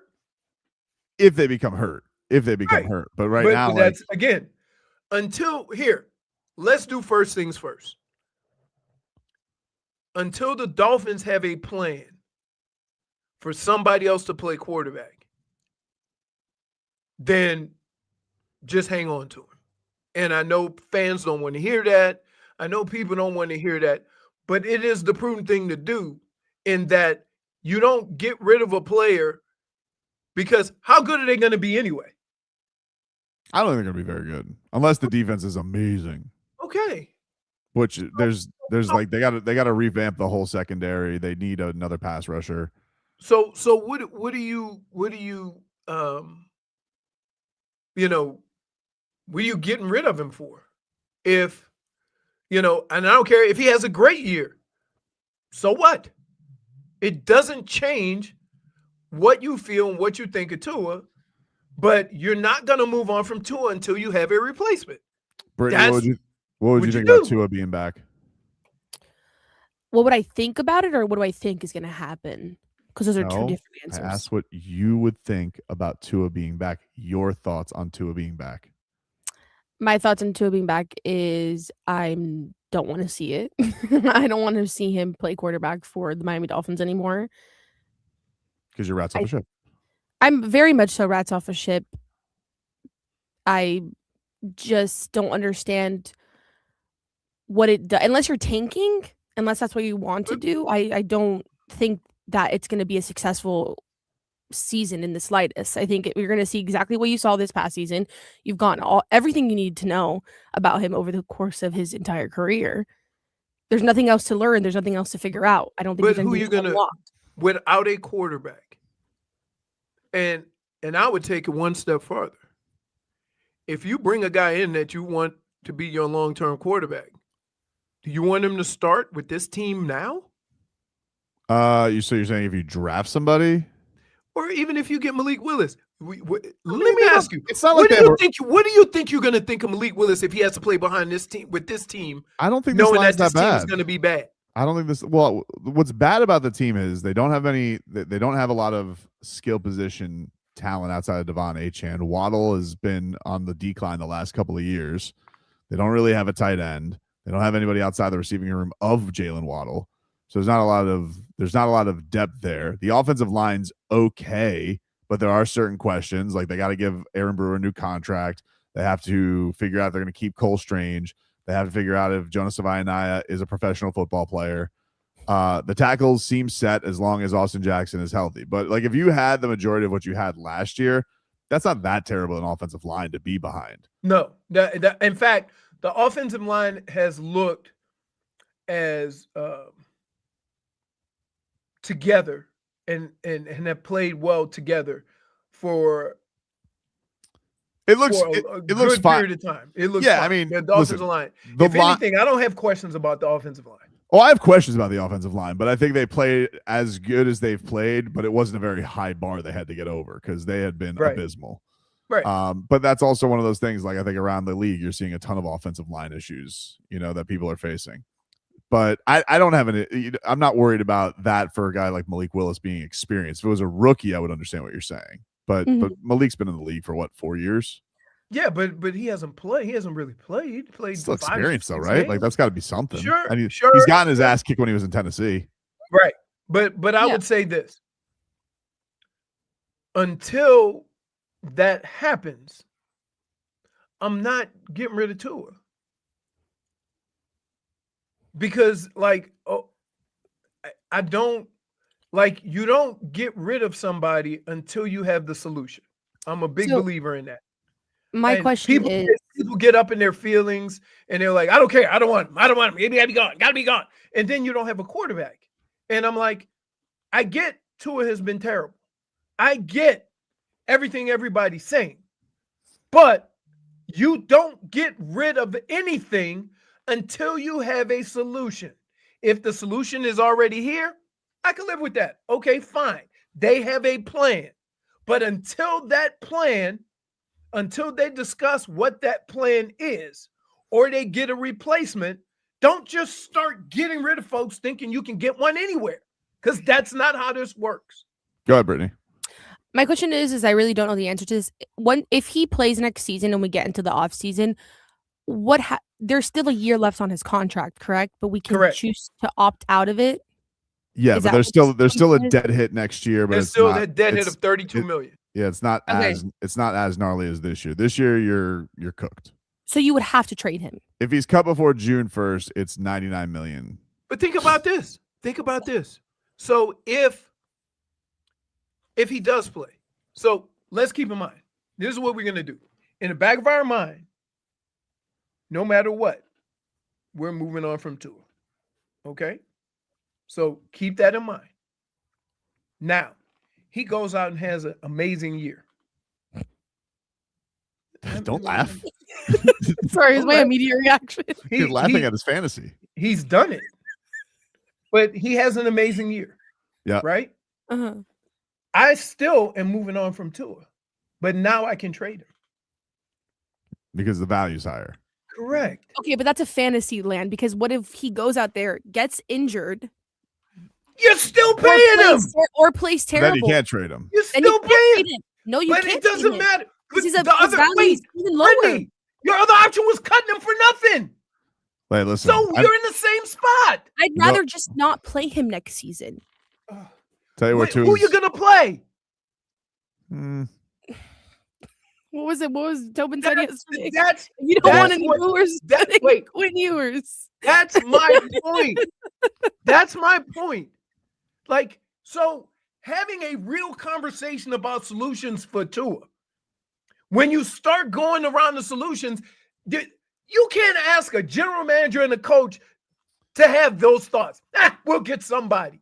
I don't think a general manager gets the job though if he says I'm going to make Tua work. No, I understand that, but you don't have a solution right now. I think we should leave this up to Troy Aikman. Hey, who wants to go see Bush at Hard Rock Live? The Land of Milk and Honey Tour is coming your way May 12th. Caller number, what do you want to do, Leroy? Let's do caller number 6 for the amount of goals Tampa scored last night. Oof. Caller 6 to 305-567-0560. Caller 6 to 305-567-0560. Caller 6 wins those tickets to Bush at Hard Rock Live. We'll take a break. Mixed bag coming on up. We're back after this.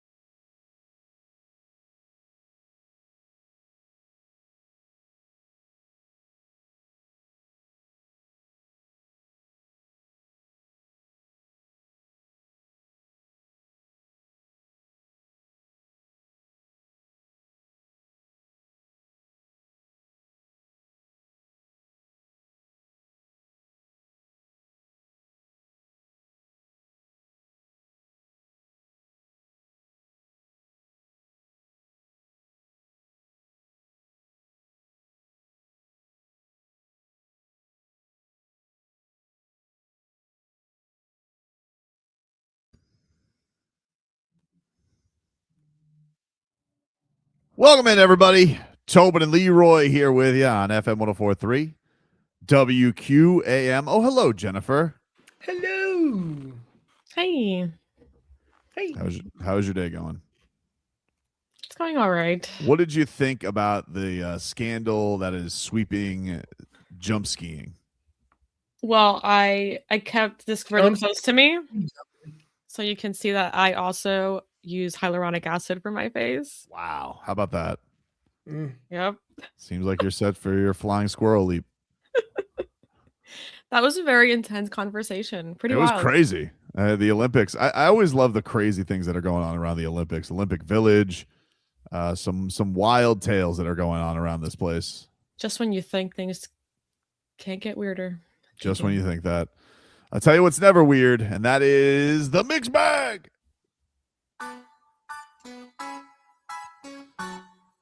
Leroy. Yes. You familiar with Paul Maurice? Yes, I am.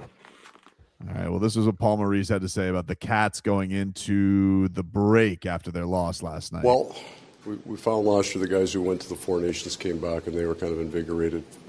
So we're pretty sure fair amount of faith that one of our players can come back in Olympic championship, and we all celebrate everybody else's successes here. So it'll be a positive thing for our team. All right. Hope so. That man is really didn't say nothing about that game, huh? Not really. Not really. What's left to be said? I think everybody understands the situation they're in. He got kicked out yesterday. How do you get kicked out? He's just yelling at the refs. Sick of them. Did you see the ref came out? He had like all these he had like a scroll of all the penalties he had to read. Insane. He had to take notes. Could you imagine though, like if the Panthers make it in and if we end up in another playoff series against the Lightning, it's going to be chaos. It's going to be World War IV. It like I think Pooper was saying yesterday. He says he thinks it's the best rivalry in sports right now. Why? Because they have more penalty minutes than any other game. I think so. I think that's what he like. But like you can't rock that way in the playoffs. No. Usually. Well, I Every would once say in a while this. things get crazy, like the stupid Oilers who lost their mind. Dude, it was 14 penalties. I would say this. Sometimes with rivalries, you don't care. That's fair. You'll take the L. I mean, they fought in the preseason too. Like it's ridiculous. Right. Ja Morant was not traded yesterday. Shams Charania. This is what he had to say on why. The Grizzlies have been fielding interest and calls on Ja for really the last month, and they just did not find a team that was willing to offer in a serious way. There were multiple teams that had a level of intrigue with Ja Morant, the talent that he is at the age of 26 years old. He's still just 26 years old, guys. And so they fielded these interests, but teams like the Sacramento Kings, the Miami Heat, they had a level of interest, but they were not willing to make a serious offer. So now we'll see how the second half plays out. Ja Morant is still young enough, great enough when he is on the court that we'll see if he plays, how his value increases, and how it ends up working out for both sides come the offseason. All right.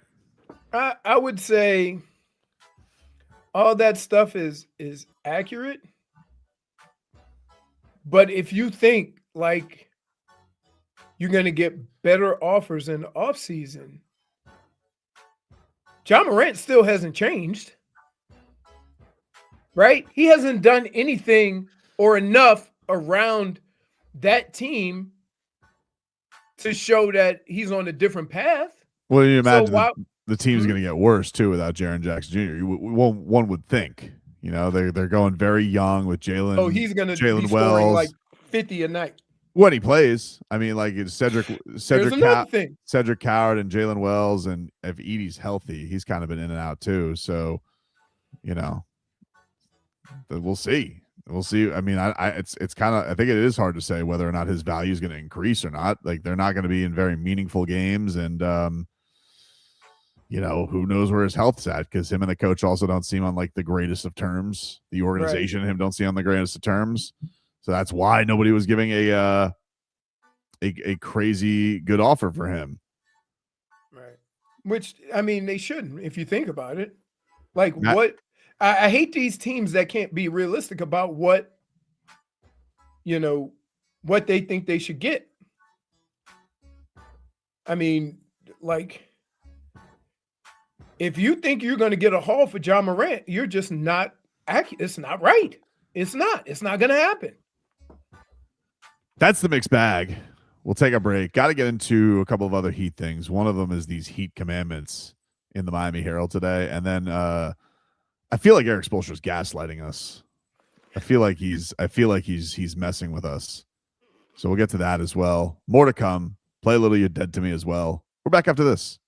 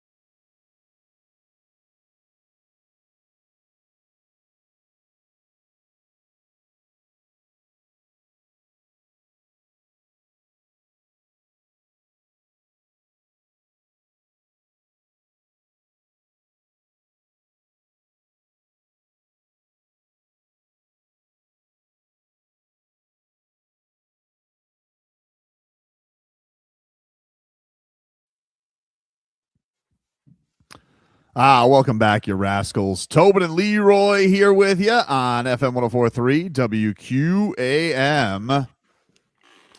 Get to our headlines this final hour, brought to you by Doral Kia. You always pay less with your Pricito at Doral Kia. Visit them at Doral Kia or DoralKia.com as the Miami Heat, they're back on the hardwood tonight, taking on the Boston Celtics at 7:30. He'd have lost the Celtics twice this year, both in similar fashion. Pretty competitive games until the fourth quarter, and then it was bombs away.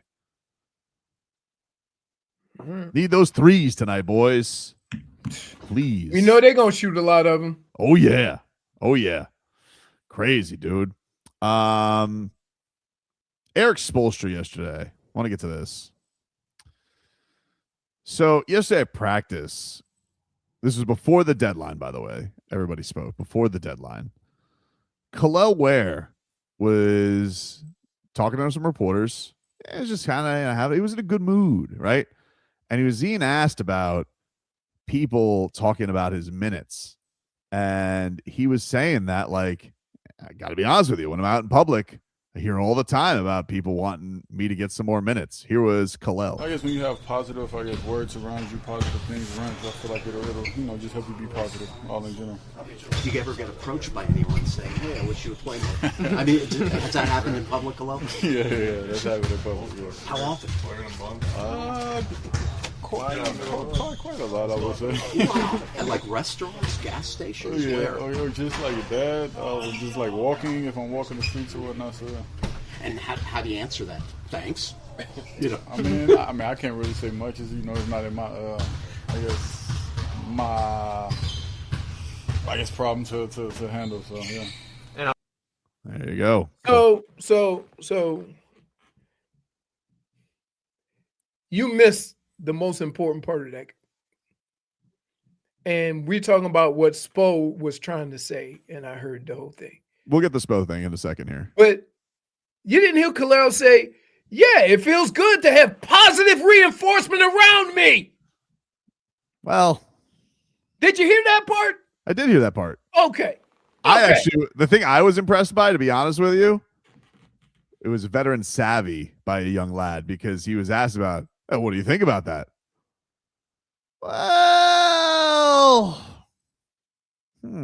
he goes, I could go down this path, but I'm going to deflect. Just let it ride. I was like, I was like, good job, Kel'el. If you make a comment, if you make a comment, that steam can't rise. But right. The steam is right. You just stay out of it. Well, stay out of it. Because you know what comes next, right? Mm-hmm. Arena chants. So Arena chants are next. We want Kel'el. We want Kel'el. I would like that. By the way, if you're shouting at Kel'el Ware while he's going about it, say, I want more minutes. I want to shake your hand. You're a good person. That's the positive reinforcement he was talking about. Positive reinforcement. You're at Fresh Market and you're picking out some produce. And you guys like, hey. Fresh Market.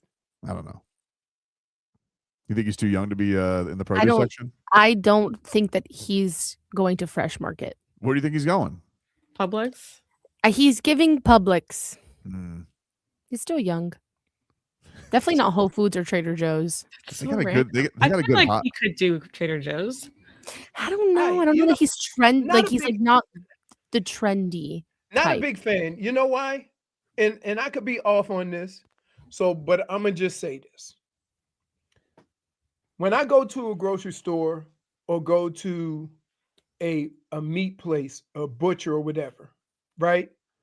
It's something to see that meat that you could have cut the way you want. That gives the signal to me that that's fresh, right? Hey, trim this off a little here, do this here, get my tenderloin, and wrap it for me and all that, right? When you go to Trader Joe's, it's individually wrapped. You don't know how long that's been wrapped. You don't know where it came from. That's like the truck comes over and goes to 17 Trader Joe's and delivers the little single packets of meat. That's not fresh. I don't think Trader Joe's is known for their meats. They're known for like snacking and stuff like that. Okay. Yeah, and their frozen foods and like their prepared foods in the frozen section. That's what they're known for. All right. So not a all meme, right. but I just wanted to clarify that. No one's going there. There's a lot of people go to Trader Joe's. People like Trader Joe's. Yeah, I love but they're going for other stuff. Right. Yes. Okay. All right. So I take it back, but still, like when I go to a store and I see individually wrapped meat, I'm out. So then Erik Spoelstra spoke at practice about Kel'el, and he was asked about people, buckle up, wanting some more minutes from the big fella. And Erik Spoelstra's like, I love it. Coach, is it a little surprising that you mentioned before, like how a lot of these press conferences could maybe revolve around Kel'el? Is it sort of surprising to see that a lot of attention is on Kel'el and his development, whether it be fans?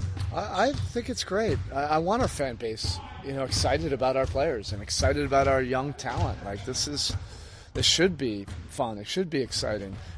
We have more young talent and possibilities and potential in our building than we have had, as far back as I can remember. Probably to the Karan and Dwayne and Lamar, like that group. And we want to, push them, drive them, cultivate them, encourage them, infuse them with confidence, hold them accountable, all of that, to continue to try to help them, reach their potential. But it's exciting. I don't mind it, I don't really see all the storylines, but I'm fully committed and excited about working with Kel'el and developing him and help him reach that potential. -1 for tomfoolery. Wow. -1 for gaslighting. He's gaslighting me, dude. I feel gaslit. Wait, that conversation that he had is a totally different conversation that we've been trying to have with Spo. Yeah. And he just kind of, the reporter should have said, that's not, no. They're not asking that question with enthusiasm. They're asking that question out of anger. That sounds like a man who thought that player was getting traded yesterday. Wow, you think so? Absolutely. He was trying to perk up a little bit because he thought, because I tell you what, people were talking about Steve Kerr last night after Kuminga was gone, and they said I haven't seen Steve Kerr that happy in a long time. There was no Kuminga. Yeah, that's the most encouraging words and least amount of what's what I'm looking for? Condescending tone of voice that I've heard from Spo on Kel'el Ware this entire season. It's not. I don't know. Even if you want to trade him, why wouldn't you want to showcase him? I don't know. I'm confused. Because I think he knows that the value is there, regardless if Kel'el Ware plays or not. But if he thought that Kel'el was going to be used to get someone big, right? To get a whale, to get a star, then why wouldn't you be showcasing his talents so he would be more appealing? I would love. If you were going to trade Kel'el, you didn't go about it the right way anyway. I would love to put a lie detector on Spo and really compare the heart rate. I want to put the shocker on him. Yeah, I want to compare as soon as he starts I want to compare the heart rate between talking about Kel'el and Kasparis compared to Drew Smith, because then I think you're really getting him rolling. You'll see that spike. There's it's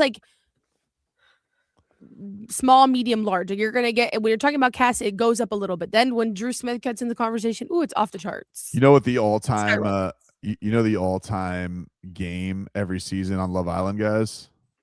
Of course. Heart rate the challenge. Heart rate challenge. Heart rate challenge. What's heart rate challenge? Heart rate challenge. The hot chick walks by the and you worst got to one. keep your.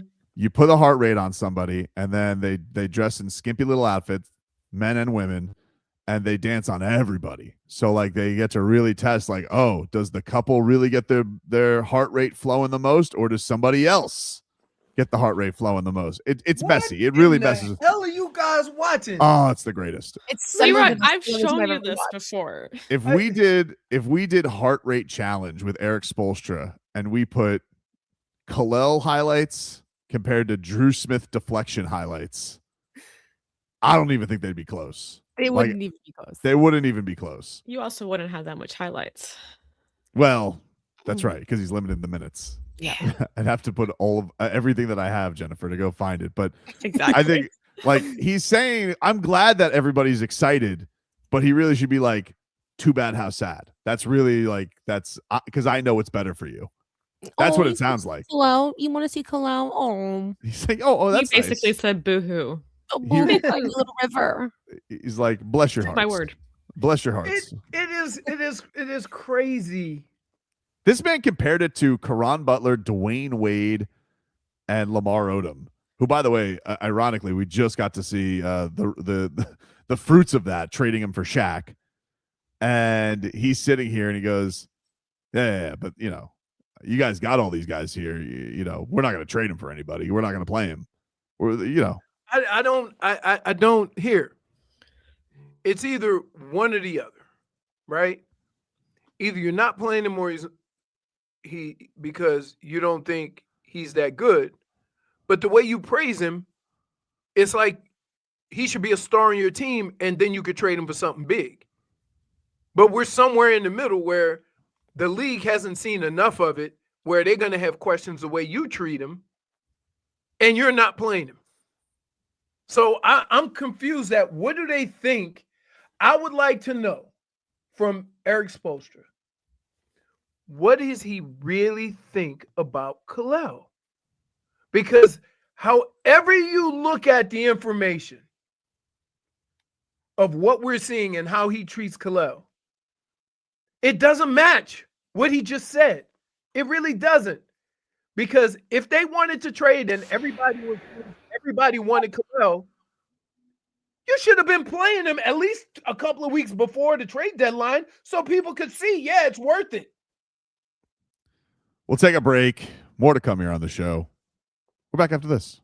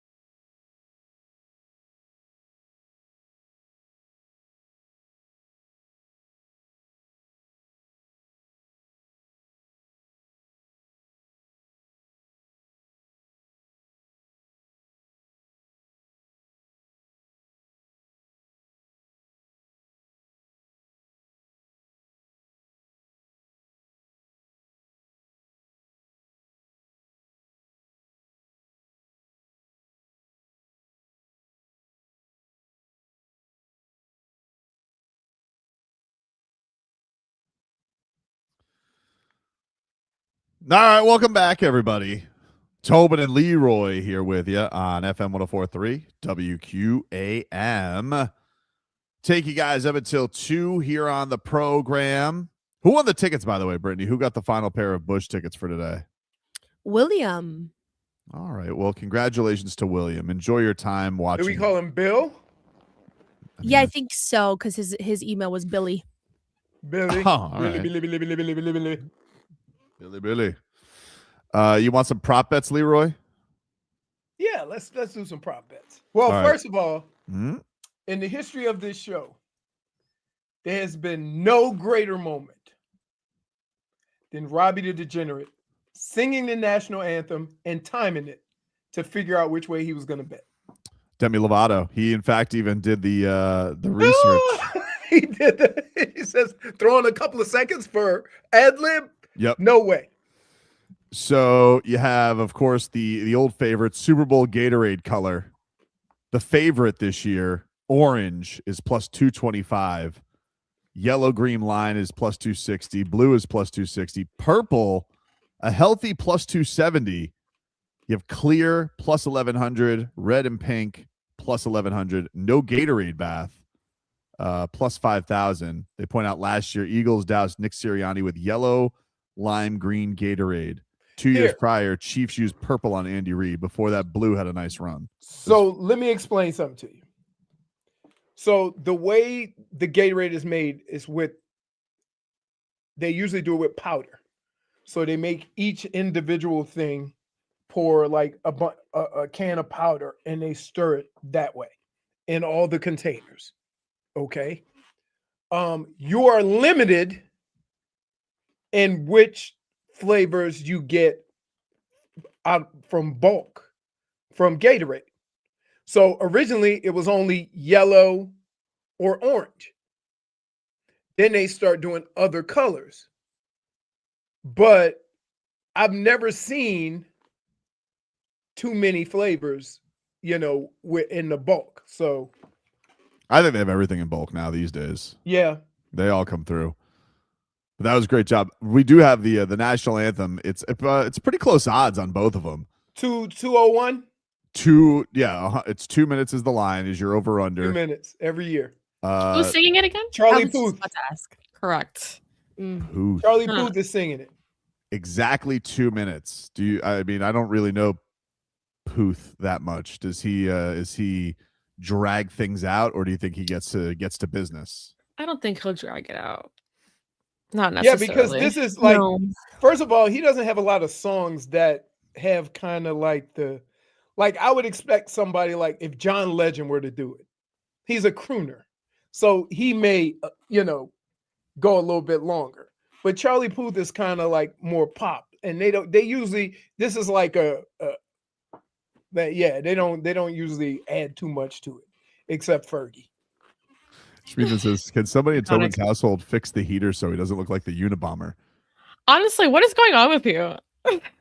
I know, like, is it getting colder? When I first saw him, I'm like, what's going on? Are you doing the show outside? I haven't had the heater on since this morning, and then all of a sudden I was just like, my ears are cold, and this cap doesn't really cover the bottom of the ears. So then I got colder, and I was going to put my headphones over. Now I feel tremendously toasty. I feel great. You've gotten like progressively more bundled up as the segments have gone along. I know, because I stopped heating the house from the morning. Like I heated it this morning. It was really cold. And then I was like, I don't need it on the rest of the day. So why don't you just put it on one temperature, even if it's not warm? So my house is set at 73 degrees. Okay. So if it's hot outside, 73 degrees is great. My house right now is at 60 something. Let's put it that way. Yeah, but like, I don't know what it is. Like, it feels like 40 degrees in this studio. My wife does that all the time, and she says, "I'm so hot. I'm so hot." I'm like, meanwhile, I'm free. I'm like, what are we doing? I think it's a female thing. They run hot. No, Leroy, you're just always cold. The old get cold. Says the guy dressed like a Eskimo. I was just minding my own business. You guys are so concerned about me. Wasn't me. I was completely fine. Well, Charlie Puth. He's very smart musically, but I don't really think he's going to drag it out. Yeah, that's what I'm saying. Okay. He doesn't. His normal music doesn't seem like he would go there.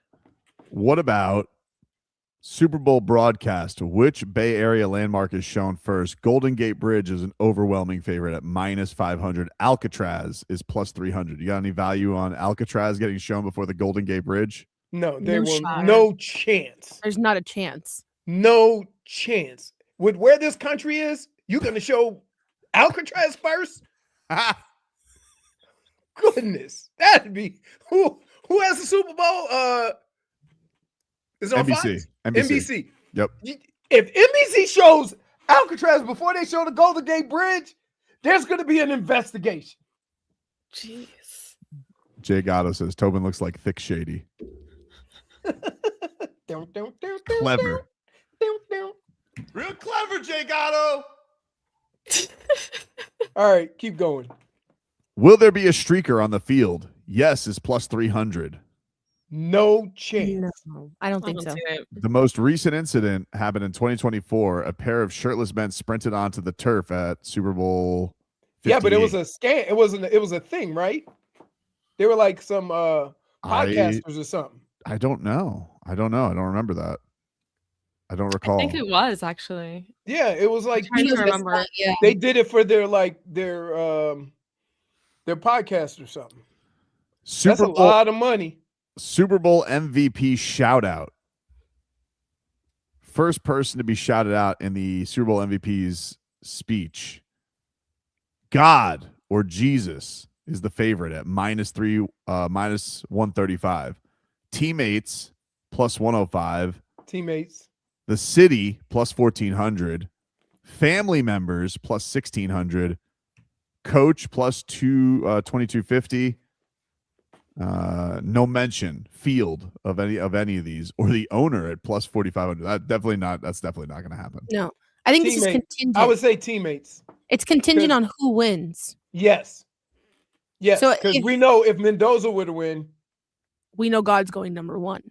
right? That's what I'm saying. Like, I think Drake May. Why do we need no athlete's religious background to make bets? According to this, according to covers. What would we do for money? According to covers.com, Drake May immediately thanked, quote, the good Lord in his post-game interview after defeating the Broncos. I was just about to say, if it's the Patriots, it's definitely going to be God. If it's Sam Darnold, it's going to be teammates. Let's do this. Who is favorite to win an MVP? I've got to think it's Sam Darnold is the favorite. Sam Darnold, right? So do you go? You go the quarterback on the favorite, and then go quarterback on the underdog. How about JSN? Sam Darnold is the favorite +115. Drake May is +230. He's the second favorite. Yeah. Jackson Smith and Jigba is +550. Kenneth Walker is +850. Okay. Walker. Now, I like that one. Now, hear me out. Because this is how you throw little chili peppers at the situation. I know how they're going to try to do stuff against Seattle. They're going to try to eliminate JSN, right? How much for Cooper Kupp? Cooper Kupp is +10,000 for Super Bowl MVP. That's what you're throwing it on? Wow. All right. Because think about it this way, right? Remember when the Rams, when Odell got hurt, right? He was like the second choice. He wasn't their number one weapon. It was Cooper Kupp. But he would have won the MVP if he had not gotten hurt in that game. So I'm looking at something very similar. Cooper Kupp have 7, 8, 9, 10 catches for 130 and a touchdown. Would they give it to him or would they give it to Sam Darnold? I think they'll give it to Sam Darnold. But at 10,000 to 1, 10,000 to 1. A little flyer. What's wrong with that? Yeah, a little flyer. Having a little fun, baby. I don't have any problem with that. Absolutely not. I'm all for that. Let's see. Will Bad Bunny perform an unreleased song in the halftime show? No. No shot. You play the hits. This is not a concert. This is not a concert where you try new stuff. You play the hits, you bring some collabs, and then I'm still trying to figure out how the hell they're going to figure out Green When Day. was his last album? Last year? Was it last? Or Yeah, no, it came one or out 2 years ago? last. It came out last Okay, yeah, 2025. March, right? Yeah. Last I was March. gonna I say think. he could probably, if it was like an option, he'll probably announce a new one. Hey, Sing if one I now. turn on, I don't know any Bad Bunny songs, but if I turn on the radio and I hear Bad Bunny, I know it's him. I know it's a song. It's not one that, you know what I mean? He lets you know. Right. I know his music. I have finally. Will Bad Bunny have a guest in the performance? And the odds. This is who he's got as the potentials: Lady Gaga, Ricky Martin, Ricky Martin. Cardi B, Mark I can- Anthony. I can see Cardi B. I don't know this person. Raul Alejandro. Alejandro? Yeah. What He has about a song Daddy with him. Yankee? And Somebody Kettle- Smith said Daddy Yankee is a lock. and Kettle G. Lady Really? Gaga, no, for sure, because For she sure, no. performed at the Grammys, and they can't perform at the Grammys and then go on the do Super Bowl halftime. So she's definitely a no. They tried so hard to get Bad Bunny to perform. Yeah, they did. What, at the Grammys? Yeah, but it's against his contract with the Super Bowl. You can't do both. He stayed pretty silent. Why is that the case? Is that a network thing? They do, I have no They idea. do that They all might- the time. You know, if you go on a tour, that you can't do a performance within a certain mileage of a concert that you've done. Like RVA Richie. they have all these rules. RVA Richie says J Balvin declined. Is that true? J Balvin. Balvin. Yep. I don't know. Remember when he walked out Canelo? That was an awesome entrance. That was better than the fight. When Canelo fought the Turkish Wolf at Hard When it was Rock. down here, right? Yeah, when it was down Yeah. here. That's when we were ringside. Weren't we ringside for that one? No, we weren't ringside. We were in the press box. What were we ringside for? What were we ringside for? I don't remember. Okay. Whatever the last one was, we had good seats for. All right. Those are your Super Bowl props. We'll take a break, play a little You Dead to Me to close things out after this.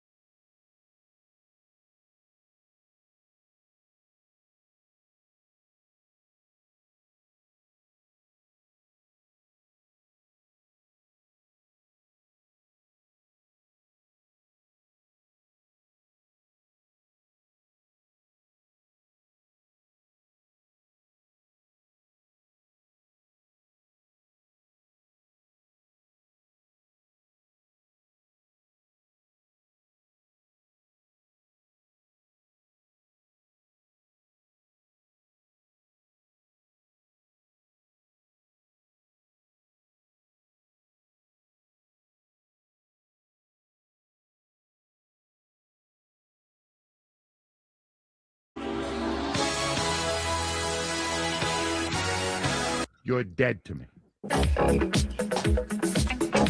All right, people, let's bury some people. Here's who's dead to me. Man, a lot of options I could go with. I'm most annoyed with the Heat front office for doing absolutely squat. Nope, that's not the game. Dead to me. Dead to me. Not most annoyed. Don't throw a softball in there. You bring it all or nothing at all. But they're not dead to me. Okay. But the Milwaukee Bucks and Giannis Antetokounmpo's relationship is dead to me. You want to know something? Just stay together forever. I don't care. I don't need Giannis to go anywhere. I don't want Giannis to go anywhere. But I'll tell you what I don't want is this dog and pony show of, oh, we love it. Oh, Giannis, I love you. No, Bucks, I love you. No, I love you. Jennifer? You're dead to me, dude. Ew, I am so sick of it. Brittney, let's all make a mental note of this conversation. Yeah, I'm telling you. When we have to shoot him off the chair with a tranquilizer gun because Giannis is on the block in the offseason. He won't be. Oh, they won't be. Okay. Right now, they're being the toxic couple. I will be clipping that. They are Jackson Brittney from Vanderpump Rules. Like, I am so not you, Brittany. Wait, Jackson. No, I was like, Brittany. Okay. Yeah, from Vanderpump yeah, they are Rules. very toxic. Yeah, she told him to rot in hell after he cheated on her. Rotten hell. Rotten Hill. I am so sick of them, and I shan't be on a Giannis chase this summer. I will go to other chases. I will chase after Spida, and I will chase after Ja, and I will chase after Ant-Man. But I am done with the Miami Heat pursuing Giannis Antetokounmpo, Kevin Durant. I'm done. All right? I don't want him. All right? I'm not going to say I never wanted him because I did want him, but I am sick of Giannis's act. I am sick of the, oh, I'm the hottest chick in the game, blah, blah, blah, blah, blah, blah. Cool. You want to know something? Sit your hot ass chick ass at home, Giannis. All right? Go to Target with Mrs. Giannis. Have a grand time. Freeze your ass off. And you and Doc Rivers can have a lovely life together. Hey, keep my name out your mouth. You're dead to me. No way. Hold on. You should just go ahead and also quote his tweet saying that legends don't chase, they attract. Oh, yeah. Legends don't chase. Calling yourself a legend? First of all, yeah, dude. Legend. All right. Dude, you got a Fugazi post-COVID ring, all right? You've been gentlemen swept more than a freaking Great Gatsby in your career. Enough of it already, all right? You've been Mr. First Round Exit. Congratulations on your one ring. Enjoy it. Enjoy Milwaukee. Don't want you. Quite frankly, don't need you. I'm done with Giannis Antetokounmpo, and I'm done with the Bucks acting like Giannis wants to be there. Enough. Stop acting like he chose to be there. You guys going to get a trade. Hey, if you love it so much, don't trade him in the summer then. Don't have any negotiations. You'll be there. I won't be there. Yeah, you won't see me there. Nope. Okay. Nope. Not me. So unlike not interested. Unlike the coward that is Tobin, I will say that the Miami Heat are dead to me. Wow. For this reason. You're dead to me. You have built your team in a way that the only people that find your players important are you, which makes it damn near impossible to get value for them if you want to trade them, which makes it damn near impossible to attract anybody who wants any of your players. That's why they're dead. I love everything that the Miami Heat do, but this right here, when nobody on this team has value other than Wiggins and Bam. Everybody else you have put in and out of the lineup or hurt or whatever till they have no. How are you even winning games? Nobody finds your players attractive because of the way you play them. There is no other team that Kel'el would have been on that he would have been on either the all-rookie or be leading the league in blocks because he may suck on defense, but they're going to tell him, go out there and take your lumps, big fella. We ain't a championship team. This is not a championship team. So if you don't play these guys and play them and let them learn on the fly, it's going to bleed into next year when you do get better players. Take your lumps. Let's go. The only team in the East that didn't make a move. I tell you why. They probably tried to get 3 first-rounders for like Scary Terry. Like, just ridiculous. Listen, you want to get over the humps? You got to take your lumps.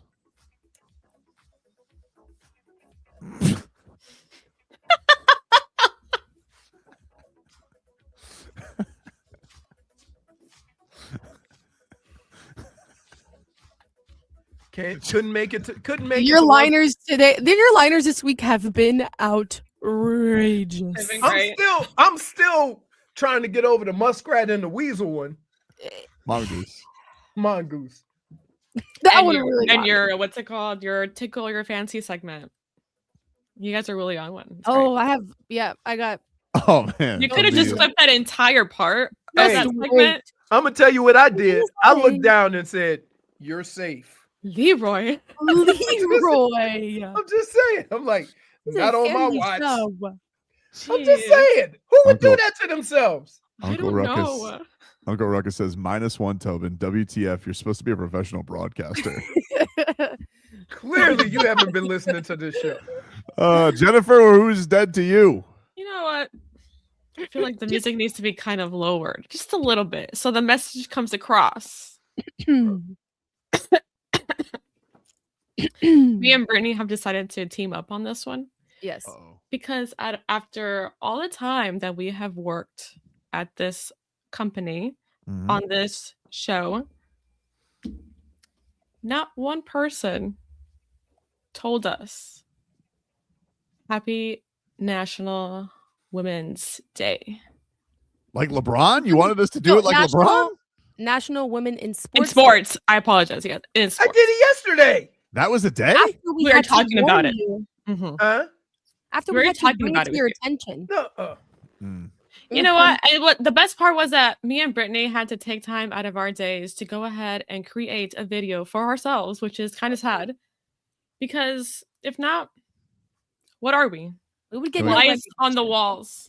Can we call it even for you leaving Leroy out of the newsletter for his birthday? Nope. Because I tell him that every year. Every year I tell him happy birthday myself personally. Hold on. Okay? Time out. Wait. Here, okay, Let you and your little hyaluronic acid Wait, damn boy. it. Let Leroy speak for himself. In no way, shape, or form. I'm sitting back and taking the L. I apologize. In no way, shape, or form. But I ain't gonna let him drag me in. No, use something else. Don't use my name. Look, it was not intentional. Thank you. It was not intentional. And I apologize. I'm apologizing for Leroy. I will apologize for not knowing that was the day. Did you But see then it I on can't Instagram? really- Did you Well, like then it on you say- Instagram? There was a bunch. It was all over social media. I don't know if I saw it on Instagram or not. Maybe I did. Typical response that we got yesterday from all the guys in this. No, not me. We talked about it. I just didn't. All the guys were like, "What are you talking about?" I didn't say that. I said all the guys. Last time I checked, I was a guy. Look down. Yep, guy. If I heart it now, does that count? Yeah. No. You already threw me under the bus. Do hard No. it. Do hard it. You're already dead All right. to me right now. But like, yeah, you should like it. All right. You're on your story. I want you to like everything. I want you to do it because you feel it in your heart. Yeah. I do feel it in my heart. I can't not. Appreciate Now we're just gonna go ahead and women we're not in gonna do this sports. That's the why he women put the that work heart with you. That's Heart why I wants- want you to do it.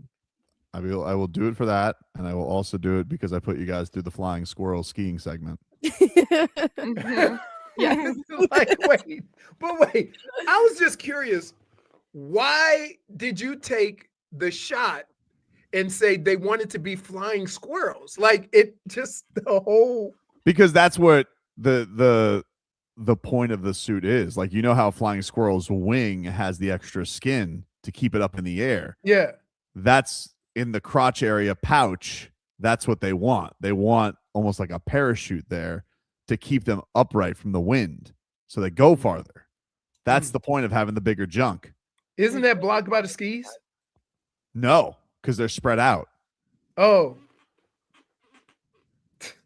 Thus the acid in the junk. I'm sorry. That's not nope. RV Richie goes, the Richmond baseball team is called the Richmond Squirrels. Thanks. Man. Thanks for your Appreciate that, Richie. Thank you. Thank you for That's that. what makes this show so great. We all contribute in our own way. Thanks, That's right. Richie. When's International Squirrels in Sports Day? No, don't look for that. See? Huh? Don't actively look for that when dead. you looked over ours. I didn't know you guys had I your own day. apologize. I'm sorry. Open for somebody who's You're chronically online. chronically online too. Chronically online. You're gonna tell me you just ESPN post. Everybody was posting I about didn't see it. anything about it. You guys, look, I'm usually online. Miami Heat. Bam Adebayo posted it too. He did?